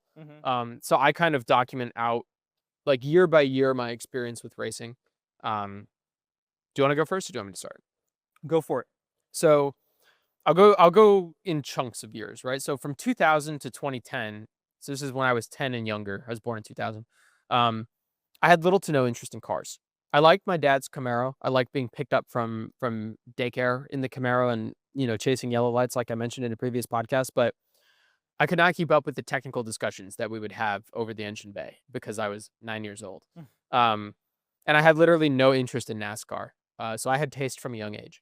But my best friend growing up was super into NASCAR. And so he had like all the cars, he would line them up on his bedroom floor. And when I'd go over and like, have a play date with him, I did not care about the NASCARs. And so growing up, I had like, semi-interest, kind of like I did with planes before joining Northrop Grumman, where I was like, oh, they're neat, but like, I don't have enough interest to go chasing after them, right? And from 2010 to 2016, so like high school age, I started to get interested in racing. I remember that Donut Media's Group B rally video really sparked my interest in like off-road racing. Formula One started to catch my eye.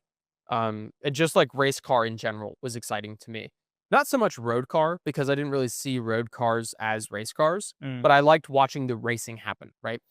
And so I would like take photos of random Corvettes that I saw in parking lots just because I thought it was interesting. And I actually remember there's a distinct moment where I was driving home from high school, and I was riding home from high school, and I realized I knew the difference between a Corvette and a Mustang. And I was like, "Oh, now I'm starting to learn. Like, I'm starting to understand the difference between these cars." Um, and that felt like a bigger achievement than it feels like now saying it out loud, that I know the difference between a Corvette and a Mustang, and I could walk through and tell you what probably most of the models are in this place, apart from like the specific models, right? Not Yeah. the like a Camaro Not the Z28 or whatever. Yeah, yeah. Um, so that was my younger high school years, and then in my later high school years, like 2016 to 2019, um, I realized that I was resisting getting my driving permit because at the time, I was being driven everywhere. I could do homework in the car. I could text in the car. I could do whatever. Like I could multitask while driving places because my mom would drive us everywhere, or we'd take the bus, right? And I was like, "There's no need to get a car. I'm happy to sleep on the way to practice, on the way home from practice. I don't care." And I kind of just assumed that when I got my permit, I would be driving my parents' Town and Country Chrysler, like their van, which is not interesting to me at all. I do not care. I like race cars, but the Town and Country Chrysler is a far shot away from that. I did not see any comparison at all. Um, and it only was when my friends started to get their permits that I was like, okay, cool. Like they have their own cars. It's nice. They have the freedom and flexibility. That's kind of neat. But it really clicked for me when my mom, who was pushing for me to get my license, she was like, "Don't you want this independence?" And I was like, "No." And she was like, "Well, you can get your own car." And I was like, "What?" Because I didn't realize that I didn't have to drive the minivan all the time. I could get my own car. And as soon as that clicked, I was like, laser focused on getting my learner's permit. I think I did like the 6-month course in like 3 days or something like that. I can't really remember the timeline, but I remember I did it at like a rapid rate. Yeah. Passed everything my first go, and the car hunt started and kicked off my feeding frenzy for like being passionate about cars. Because when you're looking for something for yourself, you start to learn about everything, right? So I'm about to learn a lot about Lexus and Toyota, right? Yeah. But I got into like the Fast and Furious movies. I started watching Street Speed 717, Vehicle Virgins, Guitar Mageddon ZL1, Daily Driven Exotics, all the YouTube channels. Started playing Forza Horizon video games and stuff like that. Muscle cars were for cool guys, and like JDM cars were for losers. Like I started to get really passionate about it and really opinionated. And every time you get opinionated, you start to care, right? Um, and so I started getting really excited about it. Wound up getting my Firebird, and then when I went to college, I sold the Firebird and I bought my dad's Camaro. And at that point, I had started to learn how to work on cars. So I was interested in the racing when I was young, interested in the driving in high school, and now interested in the maintenance of cars, having owned my own. And I start to have a more intimate understanding of everything, right? And then in my early college years, I started building the Lexus SC300 with my friend. And that slowly started to expose me to more JDM car culture. And I learned to love the cars separate from the community, similar to the Ferrari episode we did a few weeks ago. Yeah. JDM had kind of turned me off because of the people that owned the cars and the community around that. And I started to realize that you don't have to judge a car by its community. You can judge a car for the car. So I started to come around on JDM stuff, started to like Miatas, right? Which is where I'm going in the future. Um, and then I started to learn that muscle cars aren't all that. Like handling is more important than a 0 to 60 to me. I had that McLaren extreme track experience where I got to drive or ride in a McLaren. I wanted to ride in it because I wanted to see what the car could do. And I remember paying like vivid attention to the 0 to 60 when we got going. And I was severely like underwhelmed. And I was only underwhelmed for a matter of seconds before we went into the first corner at like 50 miles an hour and then accelerated from 50 to like 150 in 10 seconds. And I was like, oh my God, this is where the cars are really built for, right? Yeah. And so from then on, I had racing fever. Like from that track experience on, I was like, I want to learn to do what this guy is doing. I want a car that's fast, not just 0 to 60, but fast around a corner. Started to learn that, straights are for fast cars and corners are for fast drivers. And I have this distinct memory driving home from rowing practice. I was in my Firebird and my friend was in his BMW wagon. And we were getting onto, it's not Pineda. What's south of Pineda? The O'Galley Oh, Crossing. yeah. We're getting on O'Galley from South Trop. And there's 2 lanes, and then a turn lane opens up in the left lane. So I was in the left lane, getting ready to come into the even more left lane to turn. And my friend and I were going fast. And I saw him get over to the right lane before cutting across 2 lanes going through the corner. Mm. And I was like, I followed him, whatever. Like I dropped back. And then afterwards, I was like, dude, you're driving fucking crazy. Like, why are you swapping lanes like this? No turn signal, whatever. And he was like, oh, well, that's the fastest way through a corner.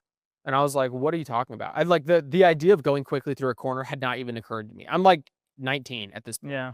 Hadn't even occurred to me. And so then I started to learn about geometric racing lines and, you know, the different apexing styles you can use and stuff like that.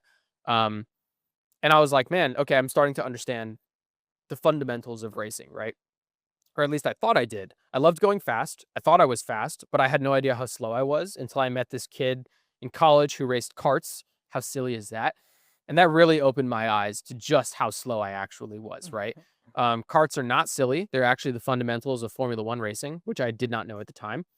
And I remember we took a ride in the Camaro on Rockledge Drive, which is one of the dumbest decisions you've ever made in your life, because I didn't know how reckless I was being, having not trained at all. And I remember afterward, the tip you gave me was look further ahead. And I was like, what? And you likened it to riding a bike. You don't stare at the tire on the ground. You look ahead of where you're going. I was like, oh yeah. And I remember trying it and realizing, oh, I'm actually looking really close to the car. I'm not looking far ahead like at all. My peripheral vision is not honed in yet at all. Yeah.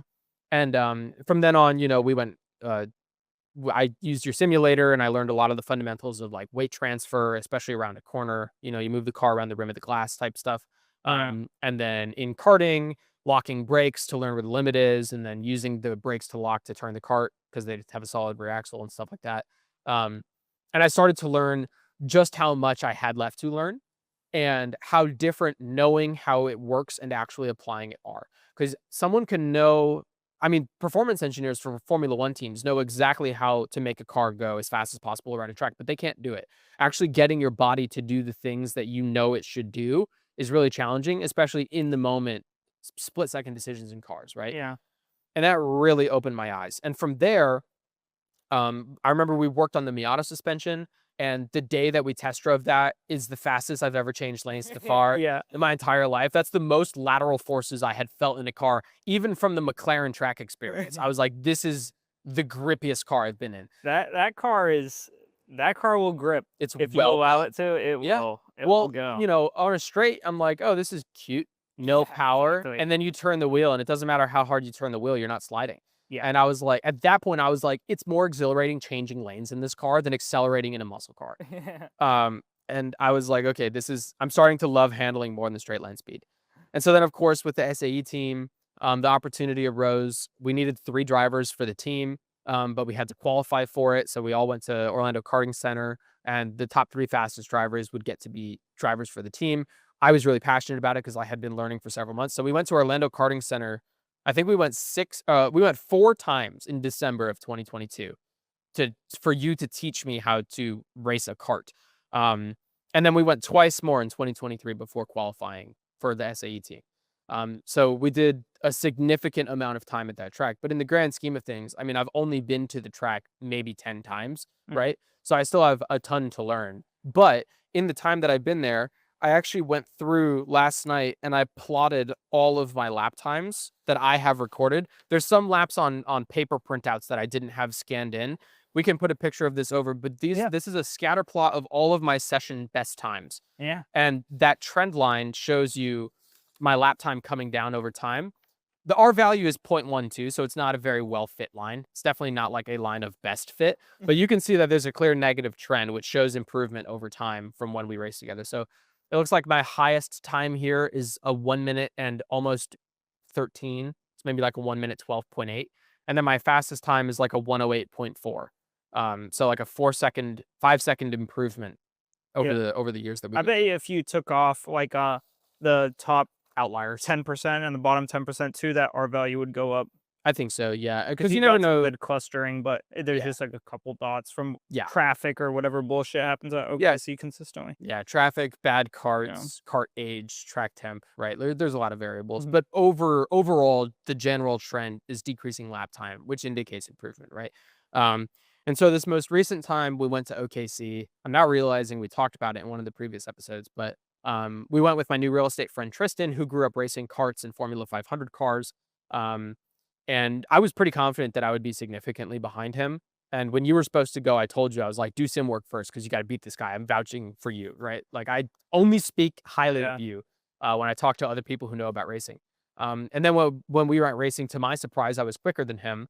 And I think that a huge portion of the reason I'm faster than him is because I have the knowledge that I do of the track, because I I have been there, like, 10 times, but I've also only been there 10 times, right? Like, I don't go racing at other tracks very frequently, so, like, I know the minutia of this track in particular. Um, Tristan's also used to racing, like, real carts, not rentals, and you drive the rental carts differently than you do a race car anyway, Yeah. so I'm certain if he had the same number of laps that I did there, he would probably be quicker than me still. But by the time he gets there, I have the same number of laps as well, so maybe we'll be at the same pace, I don't know. It's nice to be racing with somebody who's of a similar speed, because usually I'm passing the moms and their kids, and I'm getting the shit gapped out of me by you. So it's nice to be said, like, with someone who's a little bit closer to my speed. But overall, I was happy with the experience. I topped the times for 2 out of the 3 sessions. And then the session that I didn't top, I couldn't lock the brakes. So, like, you can only go so Yeah, I fast didn't if have you can't brakes. lock the brakes, right? So yeah, that's my segment. Yeah. Racing's been an integral role in my life for almost probably as long as I can remember. I mean, I really enjoyed watching like old F1 clips when I grew up as a kid. And then I got into karting when I was about 12, 11, 12, and raced indoor karts. And then I had a sort of an accident, but it was spun. I hit the brakes for someone who had spun, and I kind of slid a little bit and stopped. And someone else came up behind me and hit me in the back at like 40 miles an hour. And so I kind of hurt my back in that incident, and I stepped away for like 8 months. It just shook me up. I was a young kid, and Yeah. um, I came at it from the perspective of like, oh, this is like, no bumping racing, and I'll just go for best time, blah, blah, blah. And so I stepped away from it a little bit and then started racing at a checker flag indoor karting in Massachusetts as well. That was at X1 Boston, where I had the incident. And And what kind of carts was that? those were single speed, 4-stroke, uh, 100cc. And generally speaking, in karting, I know motorcycles are a little bit different, but generally speaking, in karting, are 4 strokes more powerful or 2 strokes? 2 strokes are generally more powerful. Okay. Overall, they have different power bands. So the 2 strokes do really well in their higher RPM range. They Right. do really, really well. The 4 strokes tend to have a little bit more grunt on the lower end, but they don't. They still increase as you go up, but in terms of overall power, Right. but not like the 2-stroke curves is like almost flat, and then it's spiced, and then it has a crest. It's The almost like a turbocharger. Yeah, it Yeah. feels like that too. Like in the 2-stroke shifter carts, like if you start at like even 6,000 RPM and you hit it in 6, you'll get nothing, nothing, nothing. And then you hit 10 and it's like, poof, it just shoots 10,000 Oh, RPM. 10,000 RPM. Yeah. And 10,000 RPM, it'll shoot up and then it'll super climb until like 12,500, and then 12,500 to like 14, it's like really high, and then from 14 to like 15.5, it starts to taper. Got it. But you really don't shift at like 15.5. Like you'll hit 15.5 on a straightaway in sixth gear, but like Just hold it if there. you're losing out if you're shifting above like 14.2. Mm. Mhm. Just because it 'Cause the isn't power that hasn't right. dipped that low yet. Usually you'll want to gear it a little short so you can get the benefit in the infield of the track, which is why you rev so high on the straight. But in terms of like general shift point, like 14.2 approximately Got it. is like a good shift point. But it really depends on the feel of the motor too. Like Right. it kind of comes down to like um how that motor's acting that day, because you tune it to the weather and stuff like that. So Okay. your shift point will usually be about the same, but if you feel like you're really dogging at like 14.2, you could shift at like 14.1. But I've always found that like really revving the motor out, especially the motors really love revving out on downshifts. So I'll hit Mm. like 16,000 on a downshift.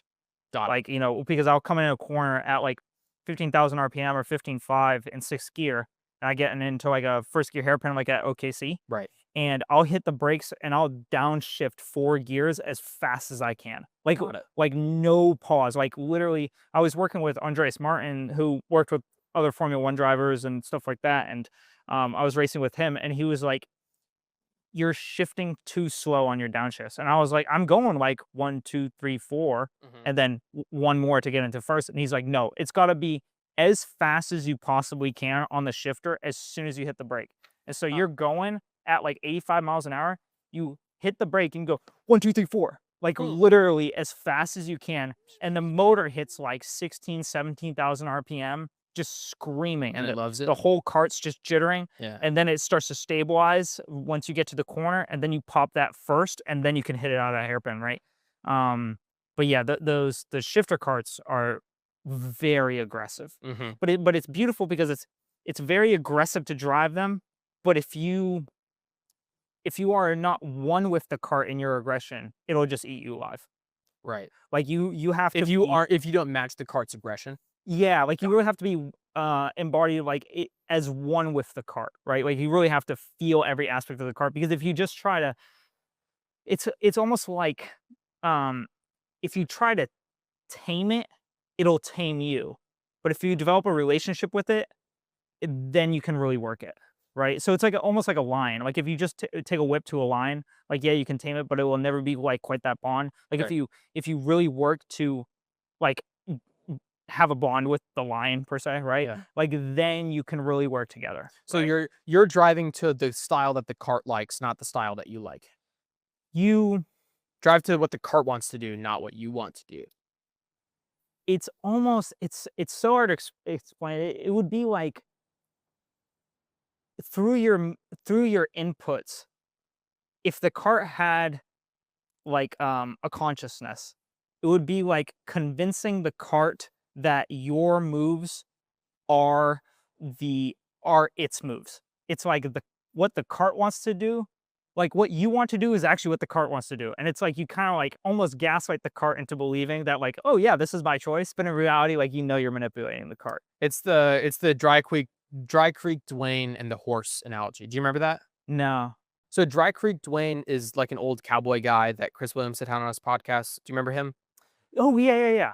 He had this analogy where he was like, you can lead a horse to water, but you can't make it drink, type of thing. Mm. Alex Ramosi would say you can. If I salt the horse's mouth and I crank up the temperature, I can verifiably say that I can make it drink, right? Mm-hmm. Dry Creek Dwayne has a different take on it, where he's like, if you are riding a horse and you want to pick the direction, you can't tell the horse where to go. You have to convince the horse that that's the direction it wants to go in, right? Yes. So he's like, if you're trying to mount a horse and it doesn't want you to mount it, instead of like, continually trying to get on the saddle, try to get on the saddle. And if he starts to walk, just get off and hold him there and like let him do circles around you. And then when he stops, try to get on again. And if he walks, just get off and hold him there, let him walk in circles. Eventually he'll stop and let you get on. And by then it's his choice, not your choice. And so I liken that to myself, because if I have an idea, I'm like super amped for that idea. And if someone else has like a different perspective or a different idea, it takes me a lot of effort to agree that that idea is better, if it is better, right? I'm very hypercritical of other people's ideas, and it's something that I'm working on, because sometimes people do genuinely have better ideas than me. And I need to get better at verifying why or why not, because I'm really quick to not just say no, but say no because reason. And then like Grace will point out, she was like, yeah, but reason doesn't have as much weight as you're actually applying to it. And then I'll go, okay, yeah, that's true, right? So like, for food, for example, she'd be like, where do you want to eat for dinner? And I'll be like, I don't know. And she's like, okay. And I'll be like, I'm easygoing with food. She's like, no, you're not. I'm like, no, I'm not. And she's like, where do you want to eat? And I'm like, I don't know. And then I was like, she would suggest like, oh, well, what about Chick-fil-A? And I'll be like, no, not Chick-fil-A, because, there's other places that are a better option. And she's like, well, where do you want to go? And I was like, I don't know. What's open? Nothing's open but Chick-fil-A. So then I go, all right, I guess we'll go to Chick-fil-A. I'm psyched for Chick-fil-A. And she was like, okay. And I was like, that was your idea to begin with. I just needed more information to get on board with it, right? Similar thing to the horse. So I liken myself to the horse, but I'm working on it. Yeah, the shifter cart's very similar to that. Yeah. You gotta convince the cart that what you want it to do is actually what it wants to do. And Right. you do that through your weight transfer, how you press on the steering wheel, how you manipulate yourself through the corners, how you utilize like the downshifts.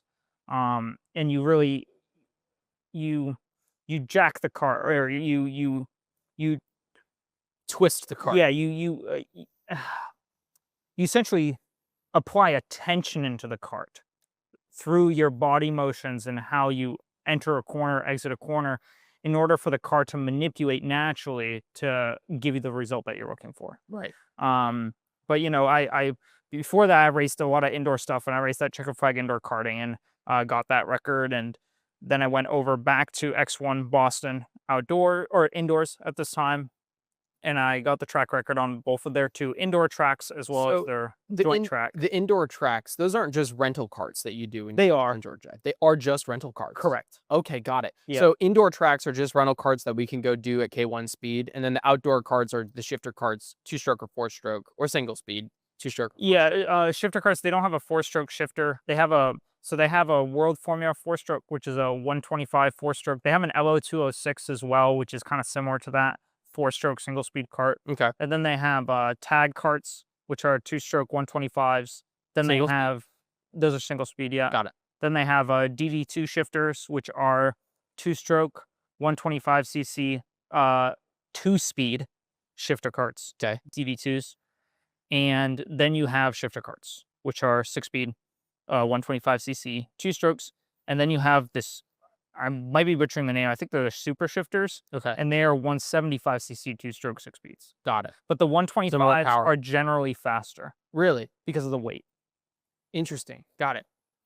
Yeah. The Less power, but less. 125s are a little bit more cumbersome. Got it. Yeah, the rental karts I noticed last time, it's not just that they have the bumpers for when you hit other people, but they have like an incredible amount of weight on the bottom of the karts. Yeah. Try to keep them bottom heavy so they don't roll or flip or anything like that. There's and that also logs that a stuff. ton of bracing in those chassis. Like those Yeah. tubes are so thick. Yeah. I remember back in the good old days of Orlando Kart Center, they actually had karts that were genuinely open wheel, and those were the Oh, really? rentals. Yeah. That's cool. But they bent so many friggin' tie rods. I mean, they Yeah. did away with that. I mean, people still manage to fuck Yeah, up the people suspension still of those wreck 'em. karts. Yeah. Yeah. So the pro karts there, those are 4-stroke Mhm. single speed. So that would be, That's the- a World Formula kart, so the that's a World Formula. 125 4-stroke. and that's, yeah, got it. And that's not the LL LO206, no. The the next one LO206 is lower than that. lower what? LO206 is slower than World Formula. Oh, really? Correct. Oh, okay, got it. It's like a super, super intro. So Tristan was telling me about a kart that he built with a Predator engine. That's a 4-stroke. Yeah. That's not LL206. That's World Formula. It's so for the classifications, there are like certain motors that you can and can't use, and you can't really build your own kart to race in like a series. If he's using like a Predator motor, it's probably something similar to a World Formula. Very Which similar. is faster than the LL206. Yes, but slower than a 2-stroke Of course. single speed. Got it. Okay, I understand. So when we raced those pro karts, that was the fastest 4-strokes get generally. Just about, yeah. Okay, got it. Yeah, unless you like make something stupid and custom.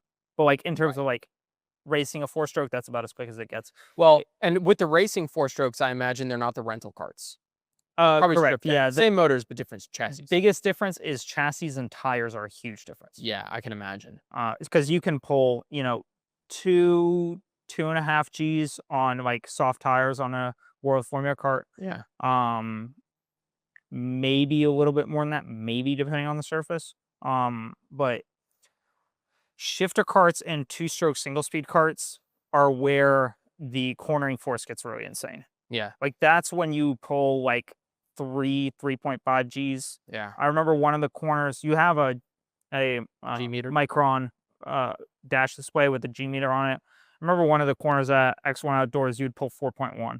That's a lot. Yeah, that's a lot in a cart. Like you'd Yeah. feel your it. head You know felt- what I mean? Yeah. I saw a video, Driver 61, Drive 61, I can't remember, did a YouTube video recently about what's the fastest you can make a Formula One car before it becomes untenable, right? Yeah. And he talked about the G-forces because fighter pilots experience like 9 G-forces. But Formula One drivers experience like 7 G-forces around corners, right? But he was like, there's a difference because 9 G-forces is sustained and 7 G-forces is just through a corner, so not more than a few seconds. But the biggest difference is that for a pilot, a lot of the G-force is vertical, up and down in the Z-axis, which Yeah. pulls blood away from your head. And for Formula One drivers, it's to the side because it's lateral Gs or longitudinal Gs, forward and backward. Doesn't affect the blood flow to your head. But actually, there was racing at an oval track in, I think, the 80s, and they had to cancel that race because drivers were starting to black out in the corners because the centripetal forces would pull the blood down from their head into their lower body. Yeah, that was at Indianapolis. Yeah. And actually that same track as well, I think it was a different year. There was a race there in Formula One cars, and most of the grid was on Bridgestones, and every single car on the Bridgestones did not finish the race, and so there was a really weird like 2-car finish Yeah. for that race. It was because that corner was so high speed that the Bridgestones weren't able to hold up and they blew out. Yeah. And so everyone who ran the Bridgestones just blew their tires up. I believe there was another race. One of the oddest race starts in Formula One history was at Indy. Only 5 cars started the race. And again, it was a tires thing, if I Yeah. recall correctly. Actually, funny enough, that race is one of the oddest starts. And then 2021, Lewis Hamilton was the only one on the starting grid on wet tires or intermediate tires at the Turkish Grand Prix. I can't remember. Hmm. No, because Turkey's where Bottas went bowling. I can't remember. In any case, but anyways, so Drive 61 determined that you can make a Formula One car twice as fast and you can sustain the Gs without blacking out. But your ability to respond to changes in the kart or actually race starts to rapidly degrade if you get like more than 20% faster than the cars are right now, because the human reaction time isn't that fast and you can't feel the car losing grip. A lot of the Formula One drivers today say you have grip until you don't, you lose suddenly, which is why Max Verstappen's ability to lose grip and like continue driving is so crazy. But you won't be able to tell before crashing if you're going at like way significantly higher speeds. Yeah, for sure. But it's the shifter carts are really cool, and they're a foundational element to a lot of the Formula One stuff that we see today. And as I was racing at X1 Boston, I also went to on-track karting in Connecticut, and that time I started in 2-stroke single-speed karts outdoors, and I got the record at on-track karting in Connecticut. And then I also started doing some training down in Florida. After that year, I got a shifter cart, and then I started doing some training in Florida as well. So what was your shifter cart like? It was a CKR chassis, a 2017 CKR chassis with a Micron 5T and a KZ10C special Motor? motor, which was a 2-stroke 125 cc? 125cc. There was also a stock Honda 125. The KZ was faster. Got it. A little bit. And so I really enjoyed the KZ platform a lot. It was I raced some stock Hondas. They are fun. They are fun. But the KZ actively wants to kill you. The stock Honda will listen to you. The KZ, if you don't really have a good understanding of that, it wants you to die on track. Like a P1. Yeah. And so that I really loved about it. And so that was by far, my favorite experience. And I raced a few different shifter carts. I raced Tony Kart chassis with KZ shifters on them, or KZ motors on them. And those were a lot of fun. I raced those at Orlando Kart Center. And then I raced Zanardi chassis shifter carts in Palm Beach International Raceway. Rest in peace, Palm Beach International. Sad. But my favorite chassis of the bunch was the Zanardi chassis or the one kart chassis. And the one kart chassis, funny enough, was developed by the guy who developed the Zanardi chassis. And so he just went over and started his own company and took all his drawings and essentially made one kart based off the exact chassis that the Zanardi was. Interesting. And it felt the same. Like I drove the one kart and I was like, this feels like a Zanardi. And then someone else told me, they were like, oh yeah, that's because it is the Zanardi chassis. And I was like, oh. And so the thing I loved about the Zanardi is that the CKR is a really good all-around chassis. Very good all-around chassis. It's very similar to the CRG, which is a big name in karting. Right. The Tony Kart was a very out-of-the-box fast chassis. You could get that and leave it at factory specifications, and it like always performed consistently. The Tony Kart was like very similar to like Porsche. Like it just worked. Right. You know what I mean? The CKR requires some tuning, but if you could get it right, it was nice.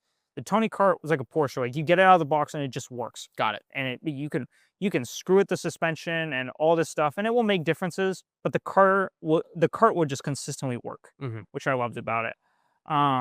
And the Zanardi and the one car I particularly loved because it was a softer chassis, and there was just something about the way that the car melded to the track that I really enjoyed.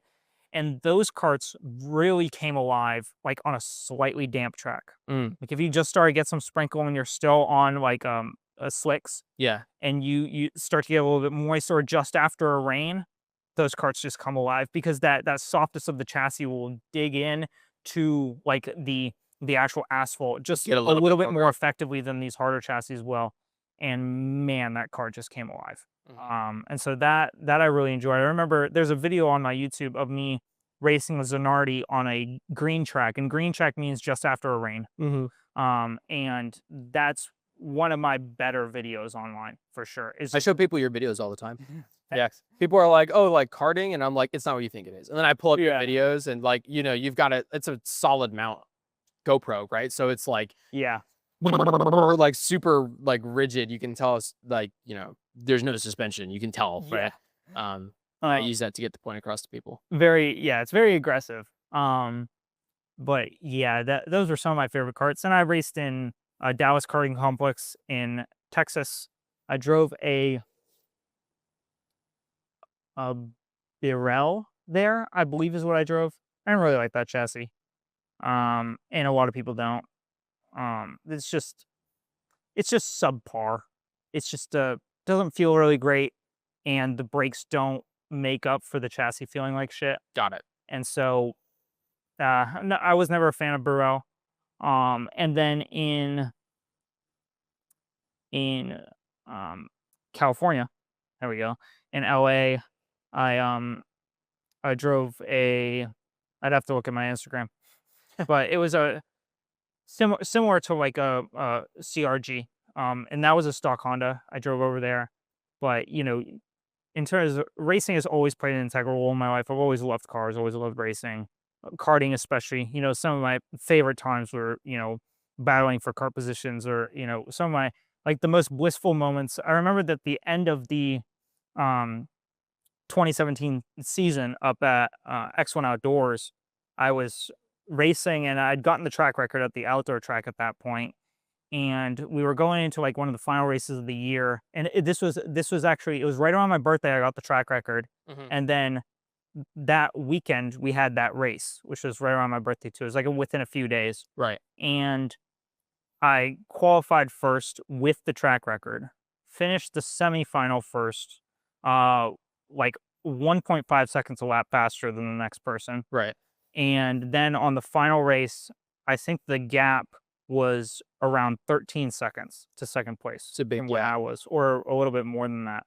And it was like one of those races and one of those times where, like, I could just feel myself in a different plane of existing when I was racing. It was like everyone around me was like, your motor's just quick, or your chassis is just quick, or this, or Must be that. nice. Yeah, it must be nice.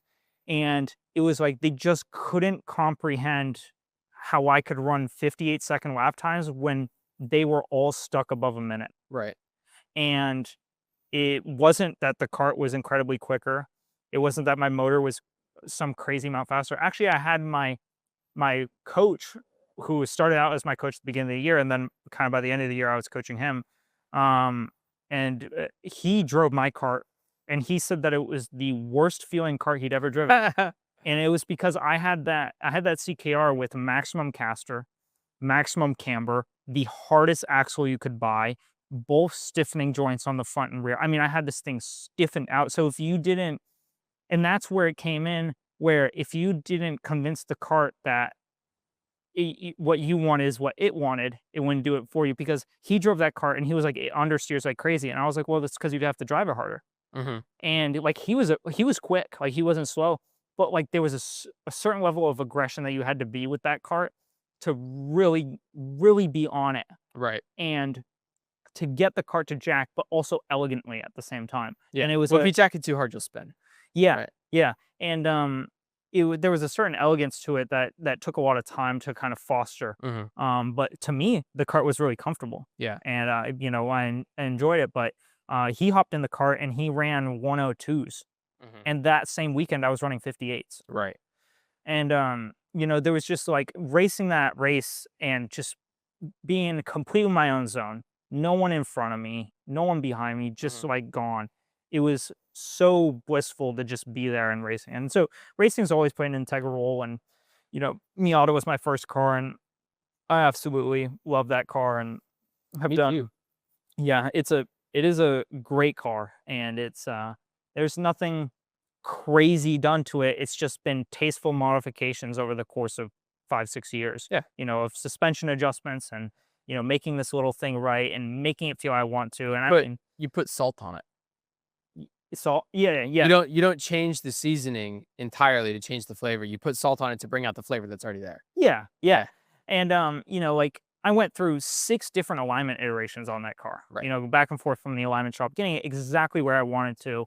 And not just from a performance perspective, but also from a daily ability perspective. Right. Just really where I wanted the car. And that car I love. And then, I like my Beamers too, Beamer guy. And so, but racing has always played a big role in my life. And Porsche, I've always loved, and then I really fell in love with at Autobahn when I got to work on and drive a 996, which was the first of the water-cooled Porsche 911s.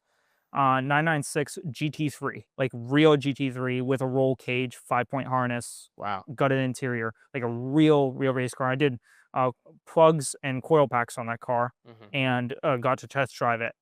And, lightweight flywheel, like manual transmission, super raw. Right. And I remember hitting the throttle on that car and in second gear, and I blew by the mailman at top of second gear, which was like 8,500 RPM in that car. Yeah.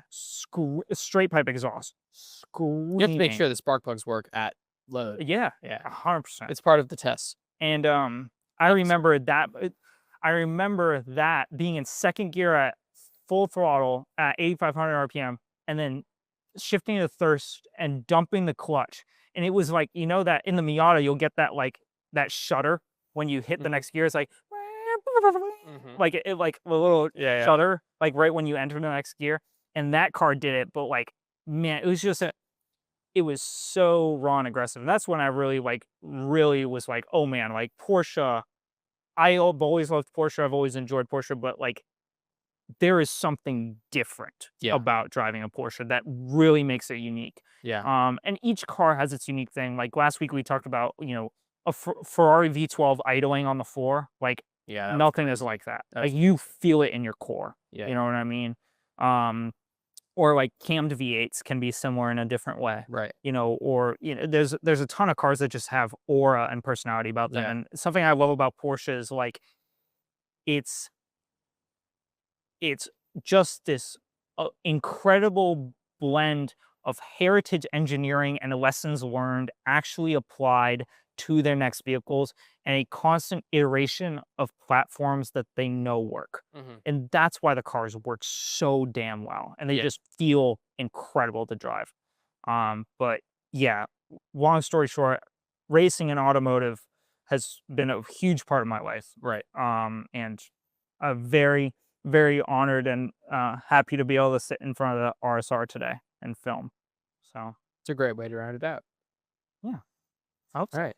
My dial-in quote today is a quote from Sander from 2023 before we went qualifying for the SAE team. And it was after we went racing at OKC. And you said, with the level of consistency you showed today, I can say with certainty, you are no longer a guy who likes racing. You are now a racing driver. And that sticks with me all the time. True. You earned it. Thank you. Have a great week. Thank you to the AMCM once again for hosting us here for the podcast. Dude, I hope we can come back. Yeah. Amazing. If we could do another one in 2 weeks, what's the next car you would do? Oof. Be a tough choice. I don't think so. I think it's an easy choice. I just think it's difficult to set up in front of the car. You talking about the one on the pedestal? No, it's the aluminum GT. Oh, yeah. Yeah, the aluminum Ford GT. True. I just don't know how we would set the camera up. Yeah. Yeah. But I don't know. Hopefully we'll come back. Yeah. We'll talk to the guys here and see if they're happy with these episodes and if they're cool with us coming back. Yeah. And then we'll maybe walk around before we leave and pick some targets for a future episode. Sounds good. Enjoy your week. Hopefully you enjoyed the podcast episode, AMCM special number 2. Yeah. And very much hoping not the last. Hopefully not. Probably not. So we'll see. But be well.